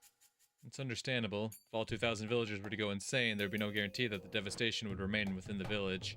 Obviously, it's a good idea to be prepared for the worst-case scenario. 非常時用の緊急マニュアルというものが、その中で最も危険度の高い事態。つまり、リカさんが死んだ場合に適用されるものが、それが適用されると、村人が錯乱する前に全員を処分するという。具体的には自衛隊の緊急時専門の部隊がひなみ沢を封鎖して。それも初耳ね。すみません、私もあまり好きな話ではなかったもので。I've been interested in things that happen before I die, but not in things that happen after I'm dead. This disaster only takes place after I die. I had no idea that something like this occurs every single time. Rather, I'm the cause. The enemy is capable of erasing an entire village, and killing a little girl like me won't be a problem at all. Hanyuu is telling me to just talk to everyone, but can I really stand against an opponent like that? Anyway, the existence of this emergency manual changes everything. Takano's motive no longer makes sense. I thought her goal was for all the villagers to go mad and slaughter each other like demons. But according to what Irie said, that wouldn't even happen. The villagers will all be killed before it does. I'm not Takano, so I can't be sure, but I don't think that would be fun for her. It doesn't make sense to kill me for that purpose, especially since we've known each other for such a long time. 高野と山犬が私を殺すという。バカな、絶対にありえない。いや、それどころか高野さんはリカさんの保護に一番気を使っていますし、そんなことは絶対にありえない。入江、それでもなお高野が私を殺すとしたら。考えら、女王感染者の危険性について、それにご存知でしょう。彼女はひなみ沢症候群の研究に並外れた情熱を注いでいます。She's very passionate about the research. あなたを殺してしまうことは、その情熱と矛盾する行為です。Killing her would also be one of the biggest experiments she could possibly do, especially if she has this guarantee that she'll be able to continue her research elsewhere. So she has this guarantee she can, well, obviously Irie wouldn't know that, of course, but if she has this opportunity to continue elsewhere with no restrictions whatsoever, no worries about backers or funding, anything like that, she'll just do whatever she wants, then yeah, if she can pull off this great experiment that would not, you know, kill off her ability to research, of course she'd do it. でも入江、ひなみ沢症候群は確か撲滅というのは研究を続けたい彼女の情熱にとって、それはどうなの？それは私にとってひなみ沢症候群は治療すべき対象ですが、実際彼女は3カ年計画には強く反対していて、研究の無期延長についてもっともそれは失敗に終わったそうですが。つまり高野はもっと研究を続けたいのに、ひなみ沢症候群は3年以内に撲滅されてしまい、高野、そういう言い方もできるかもしれません。Right, and this way she gets rid of the person who's trying to actually cure the problem instead of just research it. I think I see something here. Yeah, the Irie Institute isn't a small organization. It's being managed by a lot of people and receives a great deal of funding. That's the only way they can even research the syndrome. So if the Irie Institute is planning to put an end to the research within 3 years, there really isn't much Takano can do about it. どうせ終わらせられてしまう研究なら。バカ、そんなことあっては。でも入江もあいつならやりかねない。あいつなら。ありえない、ありえません。そんな恐ろしいことは絶対に。I feel like I'm starting to see Takano's motive, but it seems like there must be more. After all, the project will continue for at least 3 additional years. It's possible that during those 3 years, Takano's request will be approved and the research will get an extension. In other words, the research is guaranteed to continue for a minimum of 3 more years. Given those 3 years, why is she so desperate now? Besides, Hanyuu was killed in June 1983. The date may change a bit, but the month won't. That must be the result of her strong willpower. It'd be one thing if their research was being terminated immediately. She still has 3 years, yet she's already getting desperate. Her motive is too weak. She must be possessed of a strong conviction that it has to be June 1983. After that, no matter how I questioned Irie, he kept repeating that there was no way Takano would kill me, so I didn't see how he could be of any more help. However, if I'm able to explain Takano's motive, then I think he will be my ally. But for now, I think this is all I can do with him. We're going to talk to Tomitake too. Tomitake is a lot closer to Tokyo than Irie is. Maybe he can tell me something Irie can't. I hope I can learn some important things from him too, enough to convince him that Takano has a strong enough motive to kill me. Tomitake should be visiting Hinamizawa around this time. He spends a lot of time with Takano, but he often takes walks by himself to enjoy photographing birds too. Try finding him when he's not with Takano and talking to him then. Although, Tomitake does have strong feelings towards Takano. I'm worried he won't listen to me as seriously as Irie did. ありがとうでした。僕は教室に戻りますです。何か高野のことで分かったら。どうして高野さんがまさかそれを疑うなら今簡易検査をしてみる。 I said some terrible things out of the blue, so don't blame him for becoming suspicious. However, thanks to the rapid diagnostic test Irie had developed at this point, it was easy to prove with a syringe. I just had to submit to the needle to show him that I haven't developed terminal symptoms. The results were negative, of course. 高野さんがなんてありえない。ありえない。 Maybe now Irie believes that there's a possibility that Takano is trying to kill me. I left the nurse's office. I hope Irie will grow curious about Takano and try to find something out about her. どうですか？何か収穫は？あったといえば微妙なとこね。でもいくつか面白いことが分かったわ。一つは入江機関が3カ年計画で南沢症候群を撲滅させようとし、これは研究を続けたい高野にとって彼女は単身上京し、東京の連中に研究の継続を訴えたけど、これがきっかけで何か自暴自棄になるようなことが。もう一つが面白いの。緊急マニュアル第34号とかいう物質、私が死ぬとそれが執行されて、この村は丸ごと毒ガスで抹殺されるそうなのよ。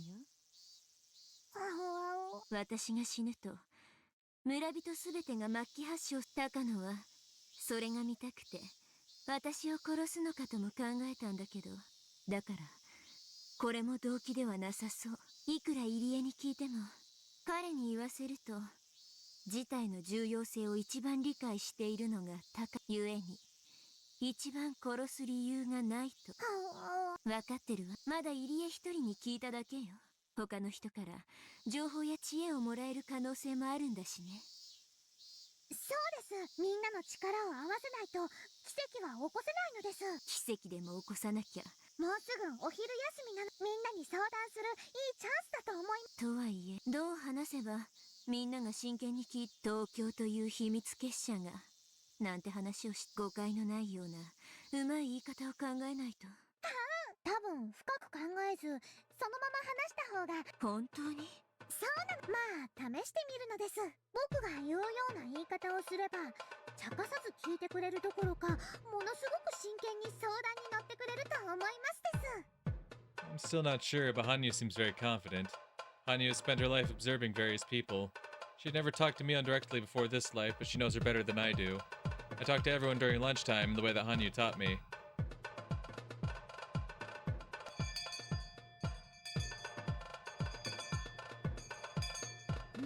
そりゃ面白い。それではあ、リカちゃんすごい。そんなのよく思いつく。だよな。意外な才能に。確かにもうちょい煮詰めりゃ結構面白い漫画。私は今朝から調子が悪そうなんで、どんなね、そういうことならまずは胃の一番ね。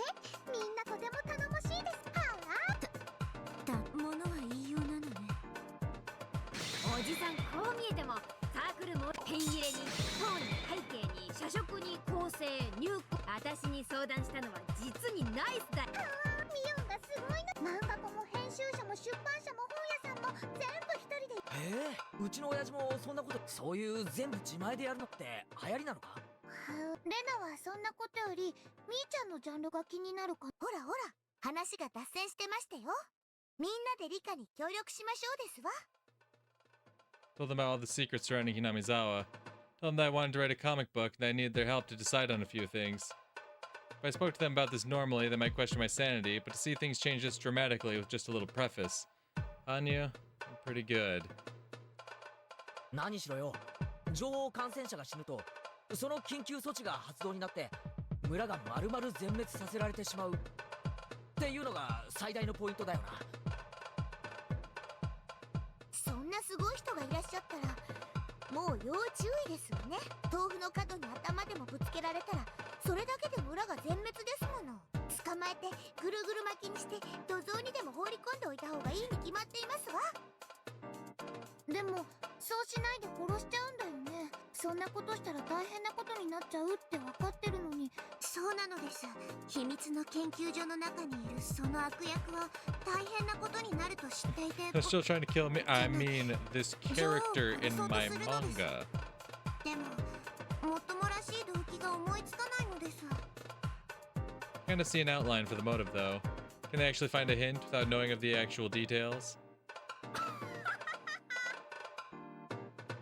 そんなの全然楽勝じゃん。女王を殺せば村中が滅ぶという設定だけでもう十分に動機は構築できるよ。Mion laughed as she casually voiced what was on her mind.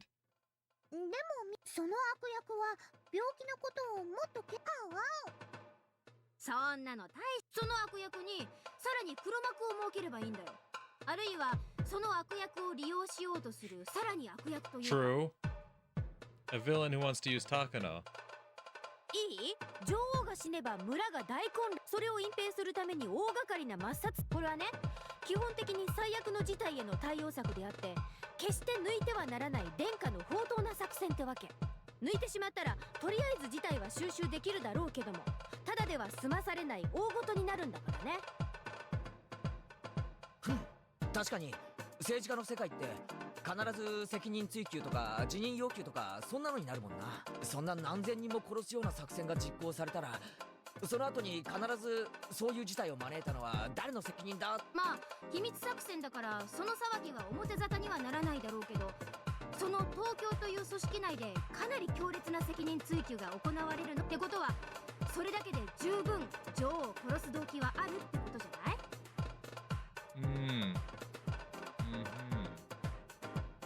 ？So they convinced Takano to do this so that they can implement new leadership within wherever the fuck in the government, right?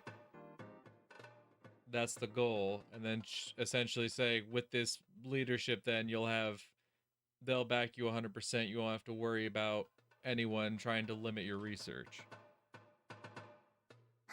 どうしてそんな大騒ぎになって何か得をする人がいる？いるいい？世の中に吹く風は必ずどちらか一方に。それはある人にとっては逆風になるけど、どんな出来事だって必ず損をする人と得をする人がいるんだよ。なるほど。私のトラップ脳がギンギンしてきます。つまりそんな大事になれば責任を取らせれる人たちがいる。その人たちと対立している人たちにとってはとっても美味しい事態というわけですわね。そうだね。どんな組織にも勢力や派閥があって意見を考えてる。ましてや東京なんていう巨大な黒幕組織だったら、その強力な力をめぐっていろいろな人たちの思惑が入り混じってるはずだよ。ってことは誰かを蹴落として成り上がりたいって思ってる連中にとって女王を暗殺して大騒ぎを起こすことは十分価値があるってわけだ。つまりじゃなくて、悪役にとって価値がなくても東京の中には女王を殺す価値がある人が大勢いるということなのですか？そういうことよ。でね、秘密研究所の悪役は本当は研究をもっと続けたいんだけど、それが3年で打ち切られる。だからさ、その研究員は自分がこれまで研究してきたことを全部、つまり自分が半生をかけて築いた成果が台無しにされそうなんで、非常に辛い思いをしている。Yes, enlighten me, Mion. いや、ものすごくプライドを傷つけられていると思うんだよね。そうだな。その悪役が半生をかけるに値すると信じた研究が上位の組織に認められず3年でおしまいにしろなんて言われたら、それはきっと辛いだろう。自分の積み重ねてきたものを全て否定されるのはきっと傷つくんだ。分かってる。 Amazing. My friends really are the best. It's starting to sound like a real motive for Takano. となるとその悪役はそりゃあ最初にやるのは陳情だろうね。研究を中止しろと言った東京に自分が研究している奇病はこんなにも重要で興味深い。だから研究中止を撤回してくれと訴える。まあそれでさ、あっさり東京が「はい了解、研究続行、予算も増やします」って言っちゃったら、まあそこはさ、きっと東京のボスたちにコテンコテンにこき下ろされるわけよ。お前の研究などくだらない、こんな予算の無駄遣いの研究などとっととやめてしまえってひどいことを言われちゃうわけよ。They told me Takano had gone to Tokyo to request an extension on their research. They also said that her request was denied. 自分の人生をかけた研究を否定されたらとなればやることは2つしかないですわ。それは何？決まってるじゃね。泣き寝入りか復讐だろ。Keiichi and Satoko gave each other a high five. まあそこで泣き寝入りじゃ面白くないよね。となればさ、誰よりも慈しみ研究してきたその悪役研究員はさ、他の人の手で自分の研究成果が破棄されるくらいなら、せめて自分の手でなんて自暴自棄なことも考え始めるわけよ。Okay. プライドが高いゆえにね。Right. Wants to end it on her own terms rather than having it taken away from her. そこでさっき考えた話の東京の何者かのまさか村が大ごとになれば誰かが責任を取らされ誰かが得をするというさっきの話なのですか？まさに悪役の研究員は研究の生涯を否定されて落ち込んでいる。それをうまく焚きつければ自分の手を汚さずに村は大惨事。自分は後から悠々と責任追及に加わってうまうまでございましてよ。そういうだからね、自分の生涯を否定された悪役はそこへ東京の中で誰かを蹴落として出世を目論む若き幹部がさ、その悪役に自分の存在を否定されて落ち込んでるんでしょ。ならその研究を私は信じてるよ。頑張ってなんて励まされたら簡単に籠絡されちゃうかもしれないね。プライドが高い人ほど脆いものだから。ってことはつまりその悪役ももっとどぎたねえ黒幕に。ああ、戦隊ものの悪の幹部にもそういうキャラっているな。今まで頑張って悪の組織に貢献してきたのに一つの失敗だけで手のひらを返したような仕打ちを受けて処分されてしまう。というかこのトラップにおいては実行役の悪役研究員の黒幕にとっては生かしておく価値がありませんもの。 Right, but of course Takano doesn't know that. She thinks someone actually believes in her research because that's what she's so desperate for. That she doesn't think for a second that she's being used as a pawn or that she'd be, left dry after everything's said and done. Because she's one more loose end to tie up if they let it go.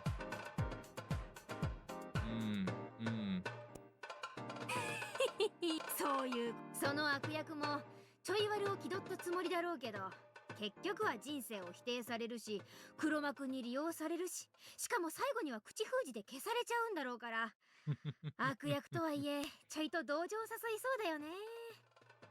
まあそういうキャラの立て方もありじゃないかな。いやむしろ愛だよ。次の新刊では考えてみるかな。 Hanyuu and I can only listen to them talk. They are truly amazing. They really are. It's very possible, especially if I think about Takano's character. Come to think of it, Idia kept repeating that isn't possible a whole lot, which means that those words could be a reflection of how possible it might really be. I'm sure my friends can answer that question. We're going to ask them, so let's ask them. ではなぜそれを3年も猶予が残っているこの今に猶予なんか問題じゃん。今日死刑になるのも3日後に死刑になるのも全く同じだぜ。要はその猶予幅の問題だってだけだろ。3年の猶予じゃなくて3年後に死刑って言われたように感じてるわけさ、その悪役。そこは多分黒幕たちの都合、彼らの都合で悪役を操ってるわけ。この時期に村を滅ぼしたい都合は悪役じゃなく黒幕の方にあるんだと思うね。何しろこれだけの大作戦なんだからさ、起こしたら成功以外はあり。成功させる鍵は女王の暗殺だけじゃないよ。暗殺殺後緊急マニュアルの執行をトップに決断させなきゃならない。他にも作戦後の責任追及についての事前準備とか、いやいや、この作戦で一番ダメージが与えられる効果、そういうのを測った上で3年の猶予を余した今、大作戦を実行させるんじゃないのかい？結局その悪役は何から何まで利用されて、悪役とはいえ気の毒なやつだぜ。なるほど。ではそれに立ち向かうために女王の少女はどう戦えばよいのですか？その子が主人公なのです。ほうほう、そりゃ面白そうだな。つまり命を狙われてる女の子がなんとか連載形式による。長期連載ならダラダラと逃げ延びて、次々新しい追っ手や刺客が現れた方がネタ切れにならない。できれば Yeah, actually, we could do without a long-term series. If we could make it very short, concise, that'd be great, actually. Yeah, can we just make this a one-shot, please? I burst out laughing at Hanyuu's metaphor. となれば、なんとか悪役をやっつけてハッピーエンドを目指すしか。逃げるより戦う展開の方が熱いってもんだぜ。でも主人公はただの女の子なんでござる。どうやって戦うんですの？今時の少女主人公は無力なんかじゃないよ。一見塩らしい可憐な少女なんだけど、秘められた秘密の超パワーを隠して、実は王家の血筋を引く S ランクのハンターで、二つのは漆黒の打天使とかってのはどうよ。なんだか痛い中学生の創作みたいだ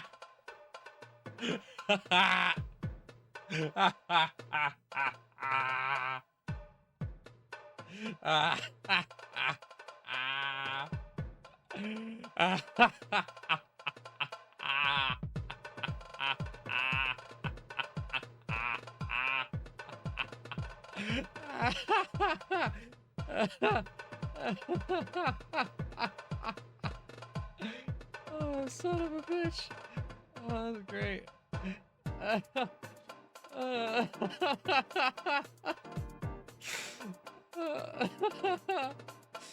Oh, fuck, dude. That sounds like someone's lame-ass original character.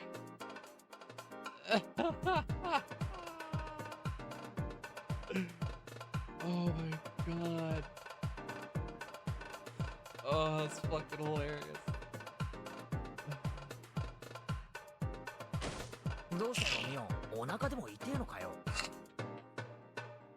It's not lame. I swear it's actually really cool. どうせおじさんは永遠に孵化しないピキなのさ。Mion, you can do it. Though when you read that manga 10 years from now, it may be so bitter when you writhe in agony. I think that's probably a direct reference to something I don't realize, but still, that's fucking hilarious. ミオンが何を言ってるかよくわかりませんが、とにかく主人公の少女はか弱くて特別な必殺技とかはない。強いてあげれば猫かぶりがうまいです。あとすごく意地悪で。それはいいせ。早速今夜から実践するわ。なるほど、等身大の主人公。でもその主人公がこの陰謀に打ち勝つストーリーってのは、これは難しいな。無理無理、絶対にも。最低でも武器全般が扱えて、無線技術にヘリの操縦くらいはできないと勝てるわけない。さもなきゃ某国の軍事顧問団に特訓を受けたジャングルに潜り込めば、わずかの武器とトラップだけで敵部隊を丸々混乱させられるくらいのやつとか。その主人公にミオンとサトコが友達だったなら、それで解決の気がしますのです。おじさんおじさんそりゃおじさんがいりゃ、私はあらゆる戦闘技術、加えてこの村がその漫画の舞台、土地勘もランク S だしね。さらにサトコを敵に回すってねえ。その悪役がどんな秘密部隊を従えてるか知りませんけど、私のトラップ技術の前には物の数ではありませんでしたよ。その主人公がどんな敵に追いかけられましても、私と一緒に裏山へ籠城してくだされば指一本触れさせませんわ。サトコと裏山に籠城すれば攻め手側は裏山を丸ごとえぐるくらいの艦砲射撃にハノイクラスの重爆撃は最低。そこまでやってからの裏山突入でもなお手痛い損害を被るだろうね。しかも作戦指示は私。まあ攻め手側には硫黄島上陸船クラスのねえ佐藤子私の芸術的裏山を破ろうと思ったら核弾頭でもお持ち遊ばせ。確かに聡子の裏山はすごいですが、本当に山犬悪役の手下たちをやっつけられるでしょう。相手は荒ごとのプロなのですよ。奇襲とトラップってのはね、ベトナム戦争がいい例でしょ。True. 世界最強の米軍が最高の装備で挑んだのに、あの密林には通用しなかった。土地勘のある人間が十重二重に張り巡らしたトラップというのはね、どんなベテランも絶対に侮らない恐ろしい。その聡子のトラップは彼らにも通用するということ？もちろん。いや、それどころかベテランゆえに足止めの効果が大きい。トラップは引っ掛けるだけが効果じゃない。引っかかるかもしれないと怯えさせる効果も大きいんだよ。ベテランゆえに慎重になる。ゆえに裏山への直接進行に彼らの指揮官は及び、それはつまり相手が素人である時より時間が稼げるってことだから。へへ、攻略には艦砲射撃くらいは必要。まさか戦争中じゃあるまいし、敵にはそこまではできないんだろ。 I definitely don't think that's possible. Anyway, Mion is a professional when it comes to deciding on tactics. She's saying that Satoko's traps will be more than effective, even against the mountain dogs. It's very reassuring. トラップの弱点は防御にしか使えないことと設置に時間がかかる、そして無差別に発動してしまうことにあるんだけど、その点聡子の裏山は全ての条件を満たしているね。そうだね。裏山に立ち入る人はいないし、すでに聡子ちゃんのトラップで逃げ込むだけですぐに籠城できるのはその主人公の。そこにおじさんもいるわけなら、敵の主力を引きつける何らかの陽動に使ってその隙に敵を叩く奇襲作戦でいく。敵を深く誘い手薄になったところを背後から叩くのは迎撃反撃戦術の初歩だよ。水際撃退を絶対死なんて石頭の極みだからね。はあ、みーちゃんと聡子ちゃんすごいすごい。でもレナとケイイチくんだけ置いてきぼりだ。なら僕たちがみんなで仲良くやっつけるのです。よっしゃ、そう来なくっちゃな。へへ、なんだよ、俺たちまで加わるってことは、それって部活メンバー対悪の組織ってことになるわけ Crazy だ。 idea there, Keiichi. どんな悪役だか知らないけど、その悪役たちはついてないよ。どの程度の手勢か知らないけど正面からぶつかり合うならいざ知れず、私たちに血のりを使わせちゃったらこの村じゃ勝てないよ。ひなみ沢で私たちに勝とうと思ったらオーバーロードクラスの大作戦が欲しいところだからね。もっとも我が部ならそれすら撃退するけどさMion laughed and everyone nodded along. Amazing.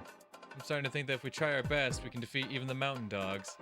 If we fight directly, we'll be taken down immediately, even if we use a surprise attack. True. But if we set traps and we have enough of them, who knows? If you give Batman enough prep time, as the saying goes. リカ、みんなはとっても頼もしいのです。まったくね、こんなにも頼もしい味方に。一人ではできないことでもみんなでならできるのです。 Even if only a miracle can make it happen, if we all try our hardest, it can be done easily. That's what a miracle is. My heart is pounding. What is this emotion? I feel nothing is impossible if I work together with them. Hanyuu told me that in a different world they defeated the worst scenario of all, the one where Teppei comes home. I don't remember, but something tells me deep inside that the exact same kind of miracle is about to happen in this world too. それにみんなもっともっとアイデア、僕たちがどうやったらこの陰謀に勝てるのか、もっともっと僕に教えてほしいのです。 We're gonna hold a whole ass brainstorming sesh. Y'all better be fucking ready to roll. And then yeah, once the school day's done, obviously they're gonna walk out. Who's waiting for them? Oishi Nakasaka. No?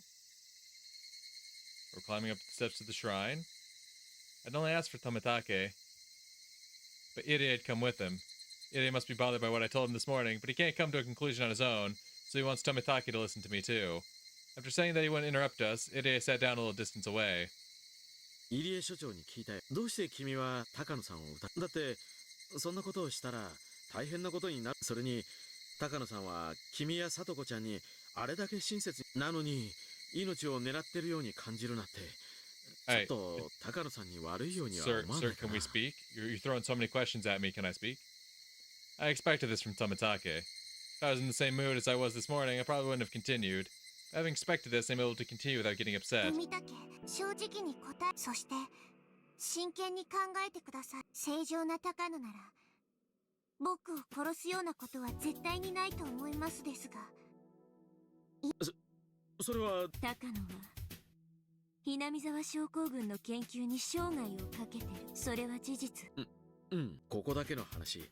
ひなみ沢症候群の研究は入江所長は表向きのトップで、研究の一番の中心は高野さんなんだ。これは内緒だけど、実はひなみ沢症候群は彼女のおじいさんが高野さんはそのおじいさんを特に尊敬し、その研究を自分が受け継いで完成させると意気込んで。そんな高野にとって研究の方針が変わり、高野は単身上京して研究の続行を訴えたけど、それは高野にとって自分の人生を否定されたことと同じ。とても傷ついたんじゃない。リカちゃん、君はどこでそれを。Tomitake went silent for a moment. Must have realized that I'm not just saying random things. 確かに高野さんが新理事会に説明しに行って伝え聞く話だと、相当研究をバカにされ、予算食いの無駄な研究だみたい。彼女は非常を装ってるけど、かなり傷ついたと思う。でしょ。そんな高野がどうせ打ち切られる研究なんだからと。いや、高野さんにありえない。That's the same thing that Irie said. He kept saying it was impossible, yet he couldn't deny it completely. He repeated the same phrase over and over to refute that possibility. In fact, even though we know Takano is the enemy, we can only guess at her motive. The only way to find out is to tie her down and make her confess. But there's meaning in making Tomitake become suspicious of Takano.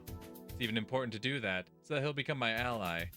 Of course, this is also a strategy devised by our club leader. 確かに少々恐ろしい想像ではあるけれど、自暴自棄になりたい彼女の気持ちには少し理解でき、彼女もその辛い気持ちを。昇進の人はたぶらかされやすいという。たぶらかされるとはどういう意味だい？富武、僕が死んだら緊急マニュアルが執行され、村が。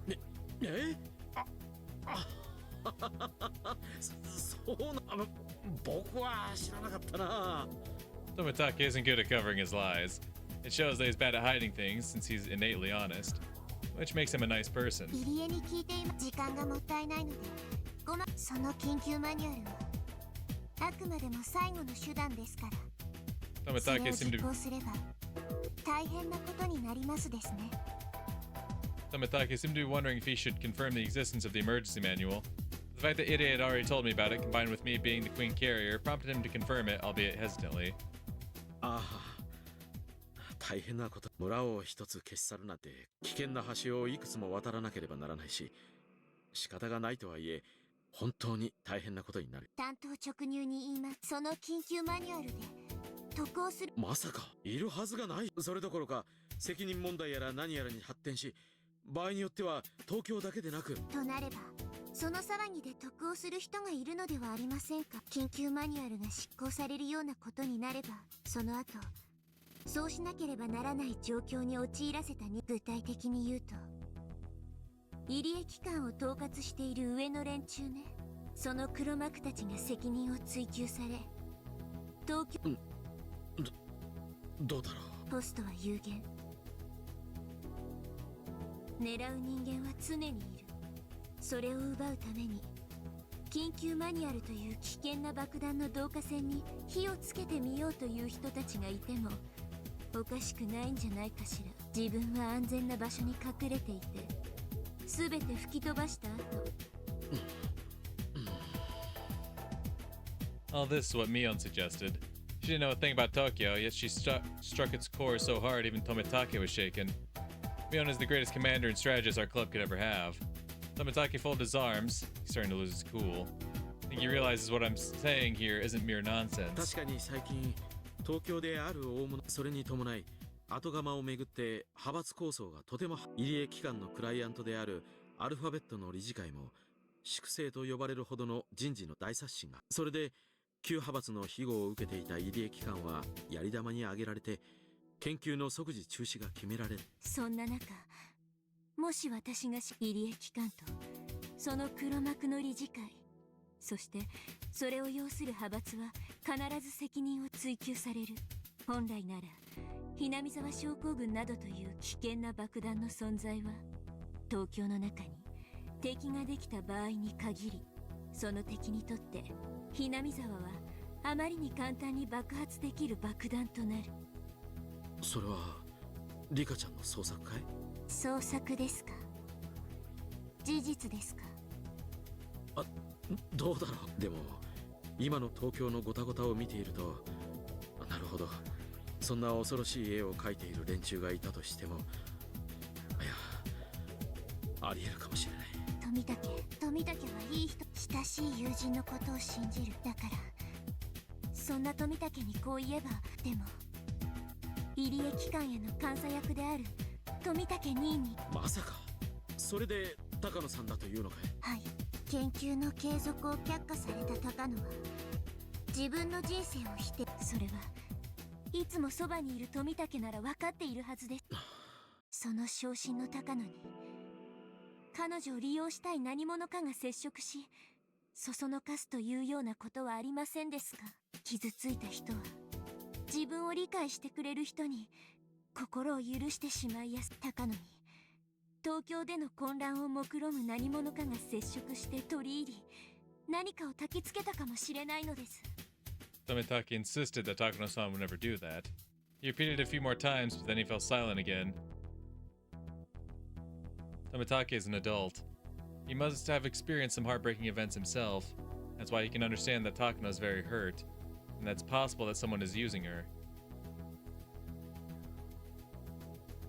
リカちゃんの言い分は分かっ。僕も高野さんを本当の意味で信じるために、そういう疑いがないことを先に晴らしておく必要がある。富武、すぐに山犬のおこのぎくんと東京に連絡して、高野さんの近辺に不審な動きがないか確認する。山犬は傍聴が専門だから。ダメです。山犬も高野の手先です。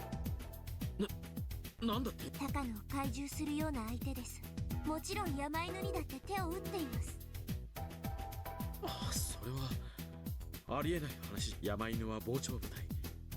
仮に入江機関に内通者がいても、彼らが任務についている限りなら山犬ごとということもありえるのか。しかし富武、高野と山犬に内緒で調べて。入江は僕の味方ですが、東京については詳しくありません。はい、私は一研究者にすみません。所長という肩書きも彼らの都合でもらったお飾りに過ぎないですから、私ではリカさんの疑念を晴らしてあげることができます。わかりました。万が一入江機関が謀反を起こす可能性だって、そのために僕が送られてきている。高野さんと山犬の近辺について至急調査させるよ。僕の話を信じてくれたのはこれが初めてなのです。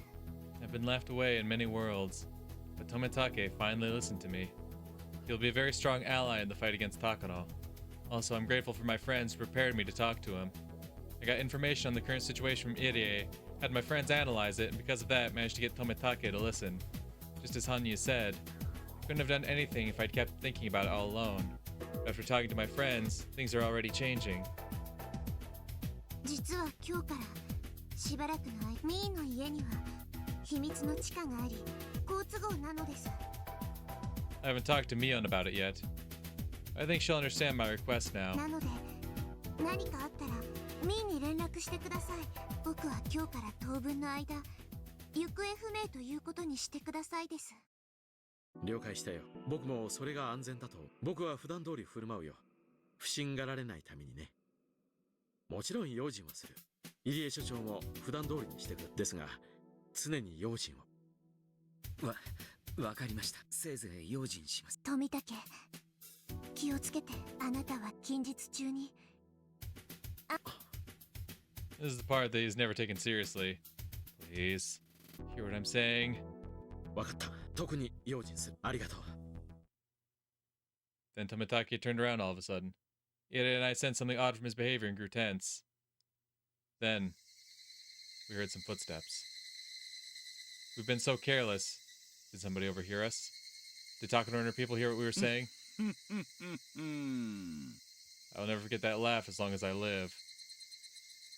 これは入江先生に富武さんに理香さん、私もひなみ沢に出入りして長いですが、なんとこれはこんにちは、大石さん。あれ、今日は綿流し準備にしてはまだだいぶ早い時間ですね。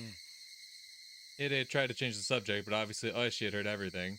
Tomitake from Tokyo is okay, but it's too early for Oishi from the police department to get involved. Things are already complicated. Why does he have to show up now? Anyway, this isn't good.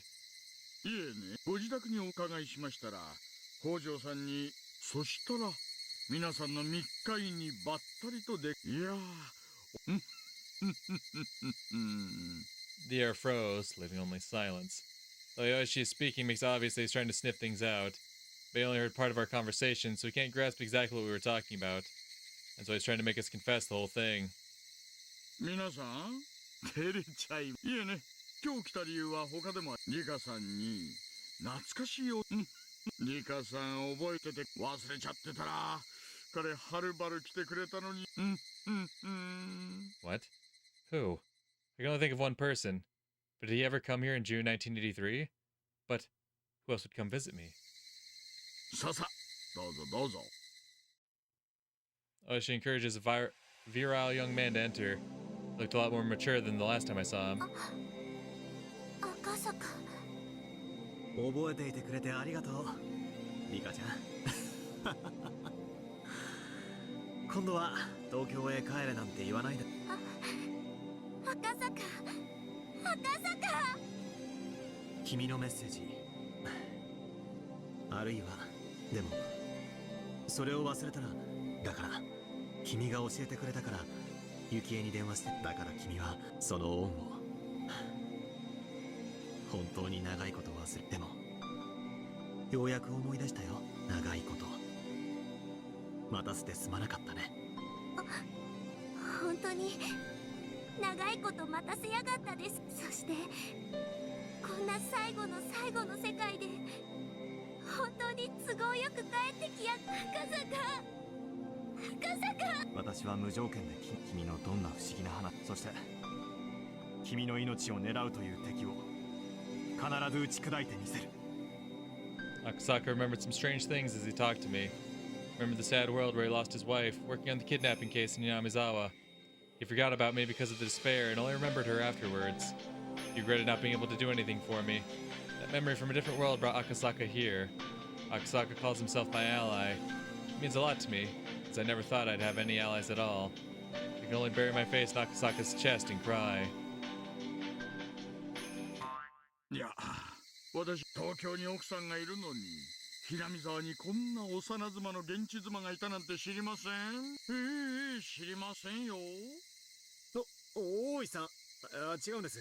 そういうのじゃないんですよ。赤坂、赤坂、赤坂、赤坂。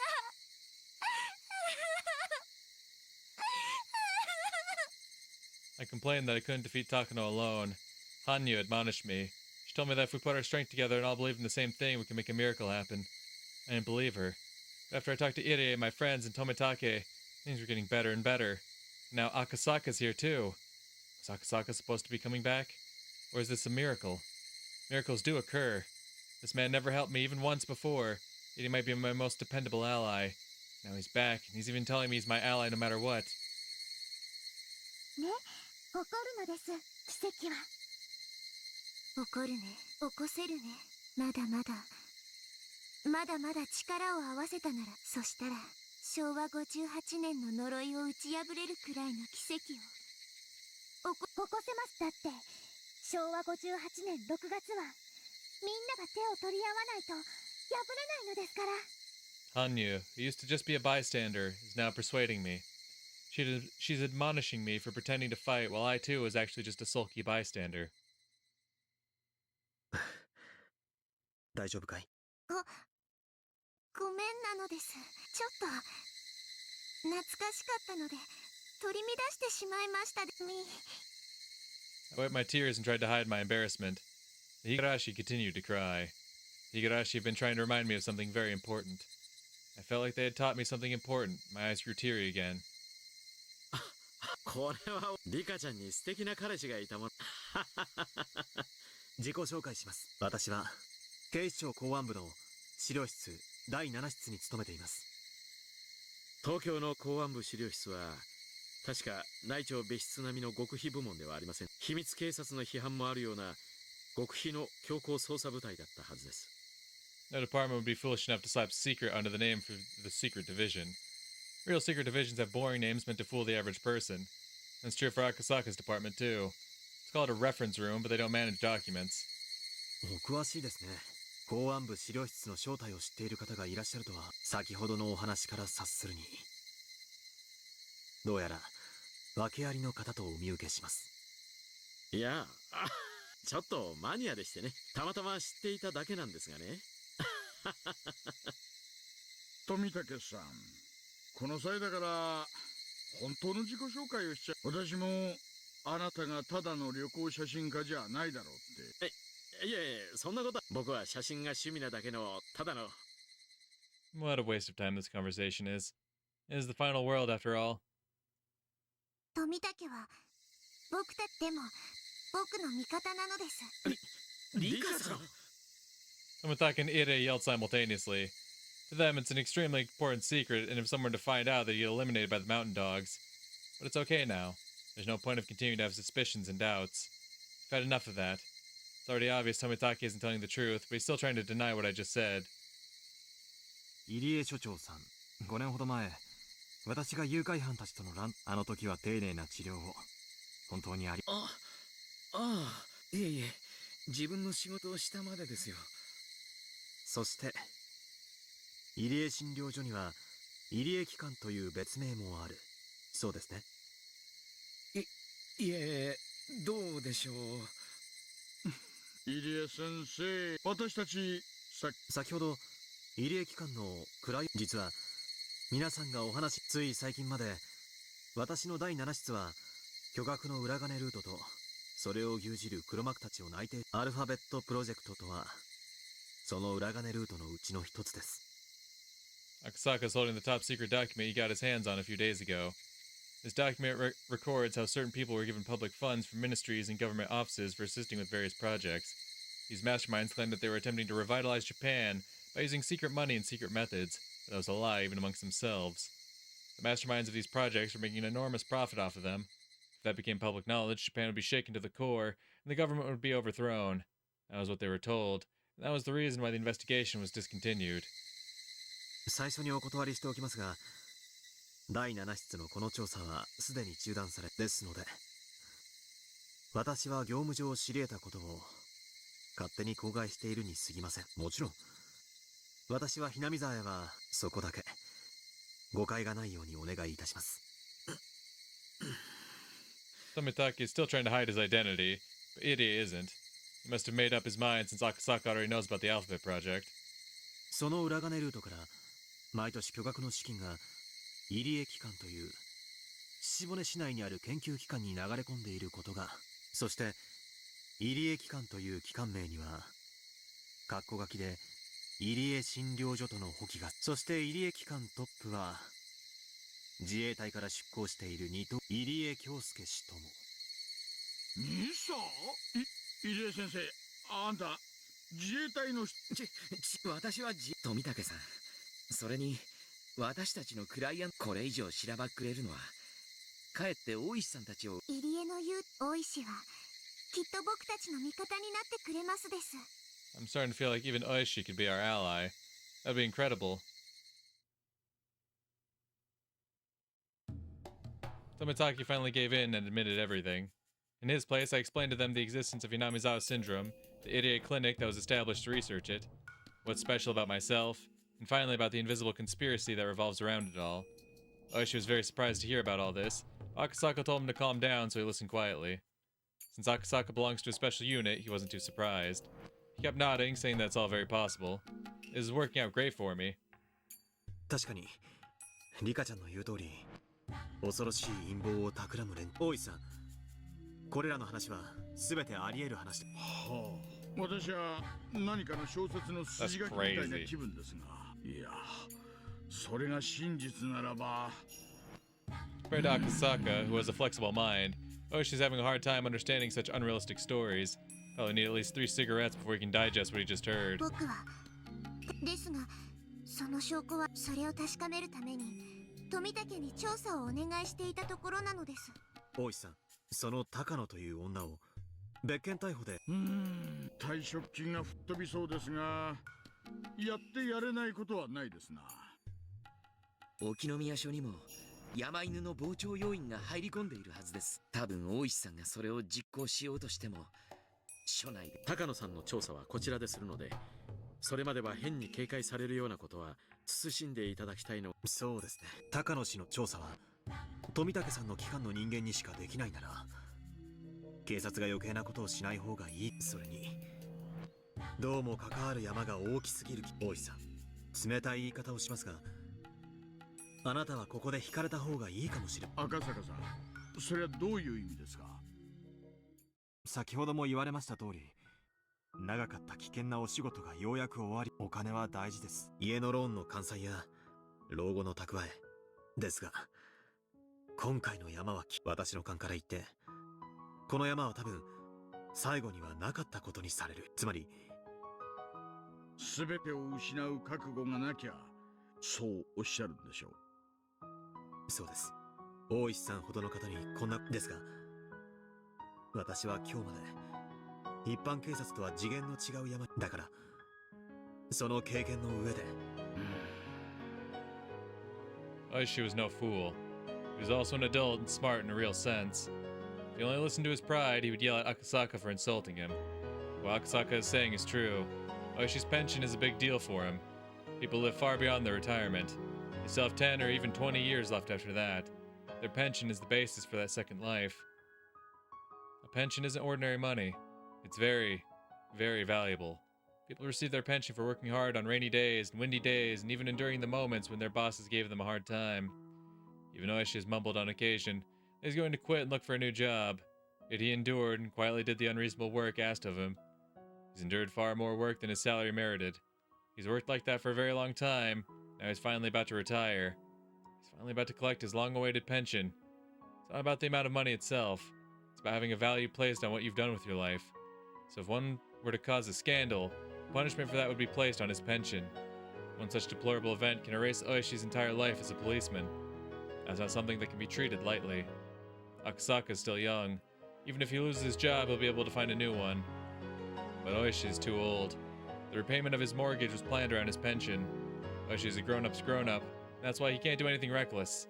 Akasaka knows that, and that's why he said that Oishi should back down. Oishi understands that too. So, Akasaka had to ask him that tough question, in order to find out how strong Oishi's commitment was. 私がお小遣いを残したいばかりもっと繰り上げ償還とかしてりゃ利子の分得をできただろうに博打やらお酒やらもし私がツケを退職金に回すような人生を選ばずもっともっと賢く生きてきたならここで私はかっこよく懲戒なんか怖くないって意気込むところなんでしょう。Oshi's fists were trembling. That's how he sheds his tears. でもね、それでもね、私は刑事なんですよ。いや、そんなのはもうどうでもいいのかもしれない。私は墓前で誓ったんですよ。おやっさんを殺した犯人を必ず挙げてやる。それつまり、おやっさんを殺した犯人を挙げるまで、それはつまり、私が警官かどうかってことじゃない。私が敵を取るその日まで、たとえ懲戒を食らったって、その私が懲戒免職が怖い、退職金が不意になった。ああ、怖いですよ。何千万って金が入ることを当てにした人生で北海道でのんびり家庭菜園を楽しんですすきので遊んで社交ダンスを始めて、それがパーになるの何が怖い。私の刑事魂はそんなもんだったんですかね。ひなみ沢村連続開始事件の真相は、夢にまで願った真相の扉が今、くそーちくしょー、警察手帳を叩きつけりゃ、警察なんていつでもやめて、くそーちくしょー。 Nobody could say anything in response to Oishi. He's at a crossroads. Crossroads of a person who has worked so hard and so humbly for so long. How could the young people who know nothing about what he's had to go through say anything at all? 大石さんは確か殺された現場か。ねえ、友人であり兄貴であり、私は形式だけとは言った分、リカさんをめぐる陰謀が暴かれればそうですよね、富武さん。His position exists for exactly that purpose. To the Institute as a whole, Ide is there simply to cover for Takano's research. Tomitake, of course, knows about that, and even Ide has started to realize it. Even if Ide hadn't done anything wrong, he would have to take the blame as the person in charge of the Institute. That was how every organization purged itself, by forcing someone to take the blame and reshuffling members. That's why leaders get more money. すべてが終わったら、大石さんにひなみ沢村、本当は終身の秘匿義務があるのですが、お目こぼしをくださいますよね、富武さん。私は何も聞いていませんので。As an honest man, Tomitake can't say yes, so pretending to ignore it was the best he could do. いやいや、そういう、そいつは皆さんに協力した勇気ある大石クラウド、退職金が欲しくて保身に走るみっともない大石クラウドには過ぎたもんです。He faced a dilemma. Even though the truth behind the mysterious deaths he sought so hard was right in front of him, he couldn't just accept it with his head held high. To understand what he's going through, one would have to live the life he did. His dilemma is very vast and very heavy. Young people couldn't possibly understand. 私に考える時間をもらう。真相を暴き悪を打ちたい気持ちはあるんです。そのために勇気を持つ時間を少しだけもらうことはできませんか。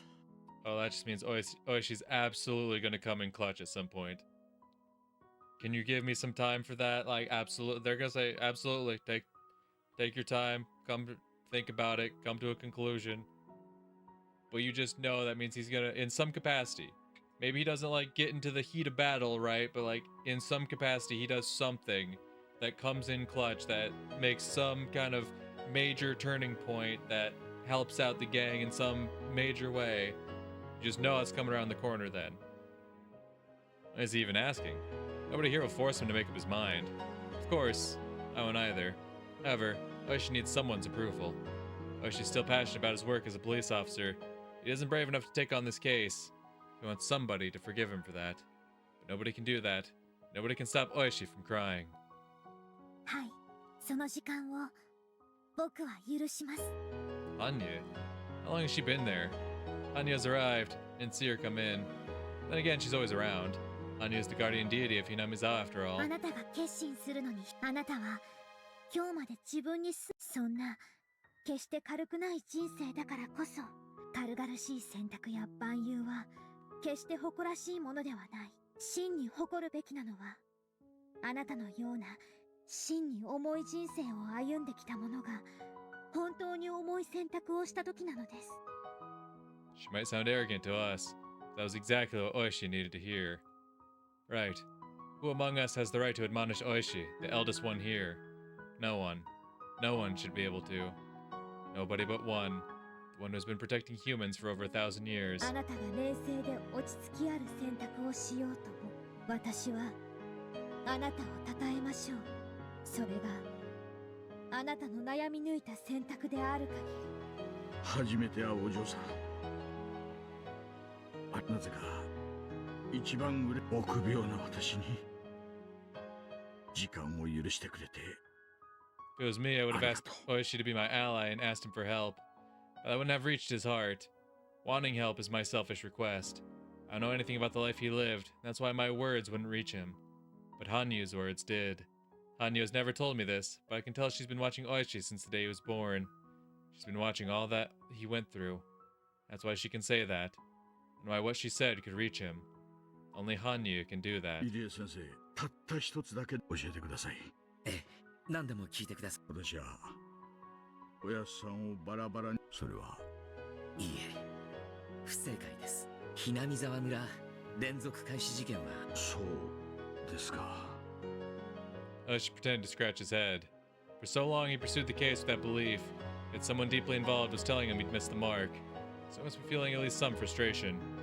What Irie said wouldn't be enough, so I have to continue. 大石お社様のたたりと呼ばれる事件、園崎家も御三家も、そして村人も一切が関係ないのです。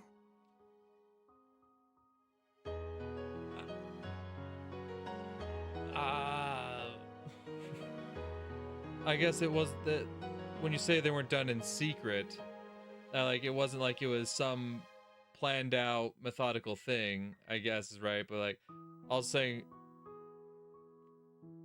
that like, but to say like none of the villagers are involved, well that's just not true.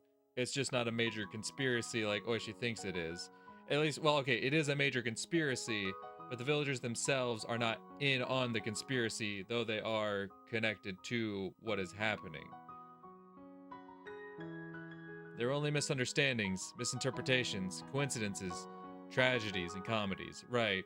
Nothing about it was anything that the villagers themselves were involved in was never anything intentional or premeditated.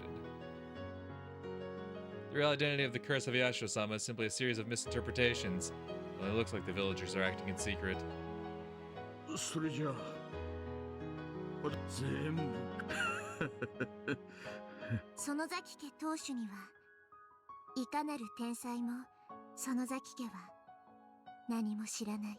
いや、それどころか毎年起こる事件に怯えてす。でもそれを家の威厳に組み込むため黒幕。そんな家訓が。なるほど、納得です。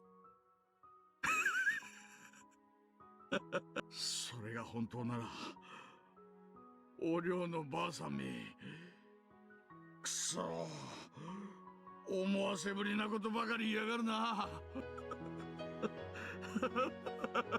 それ本当なんです。本当なのです。フルデ家当主の秘密巻物にも見ますですか。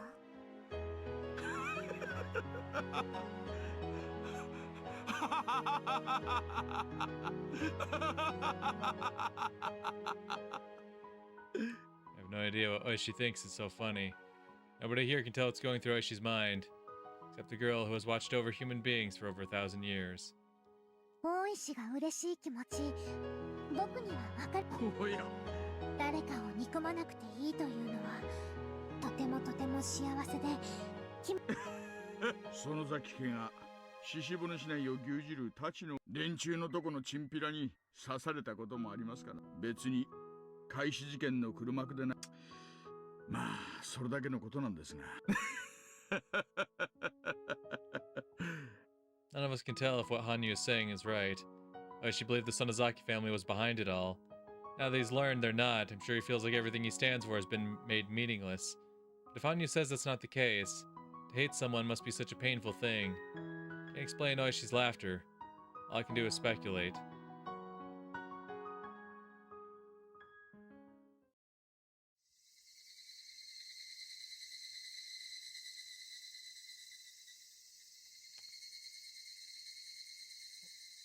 God damn.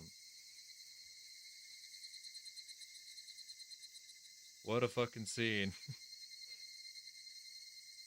Alright, unfortunately I'm going to have to end this recording here. However, I will be jumping into another recording shortly afterwards. I'm going to be very busy with work this week, so I won't have a chance to record throughout the rest of the week. So, going to be taking a little break, but I will jump back with another recording. So just in case anyone comments anything of importance here that you expect me to see on this video, I will not acknowledge it in the next one because I will not have seen it. But yeah, I'm going to wrap this one up here not for today, but for now. But wow, things feel like they're moving very quickly. Like which I mean is kind of good because by this point we've already been through like, you know, the events of June 7 times over, this being our 8th time. Or no, well no, it'd be 7 times over because Himatsubushi didn't really cover June. That was more of like a prequel backstory type thing. But now this would be our 7th time around experiencing the events of June, so it kind of makes sense that they're just kind of like picking up the pace a bit. But like, because this is all happening like, what, a day after Hanyuu joins the club, right? Well, maybe not. We don't know that for sure. Because we don't know exactly when Hanyuu joined the club. We just know that one day while they were playing around is when Hanyuu rolled down the hill. They ran into Takano, but like, this is the very next day after seeing Takano. Right? Like, the very next day, she sees Takano. Hanyuu fills Rika in on everything, even though Rika didn't remember, which I'm very interested to see what that reason is, right? Because Rika's remembered everything from the previous, cycles, but she doesn't remember Chapter 7 for some reason, which is very interesting. I feel like there's got to be a reason for that.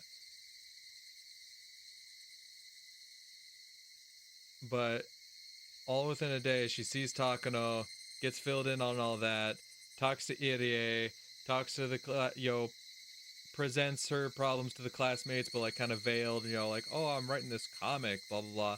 But she gets all these ideas from the classmates. She starts to put her own pieces together. She starts talking to Tomitake, and then all of a sudden Oishi and Akasaka show up, and now Oishi's having his own conflicts. Like, all this happening just within a day is like, it's moving pretty quickly. And the fact that I think there's still like a week until Rika's supposed to die, and Rika's planning on going into hiding in the Sonozaki basement. Like, things are moving very quickly. Now we got Akasaka here, but this Akasaka is trained in like, being a, essentially an intelligence agent. And that's the thing, the Akasaka we would have seen last time would have been that way as well, right? But that time he was just truly here on vacation just with his wife. He didn't truly understand why he wanted to come back to Hinamizawa. He didn't have this motivation to do it. He didn't accidentally see that document like this Akasaka did, right? Very interesting, very interesting. But like I said, I'm going to wrap this one up here for right now, and I'll be back with another one very shortly. But until then, thank you all for watching, and hope I'll see y'all in the next one. Until then, peace.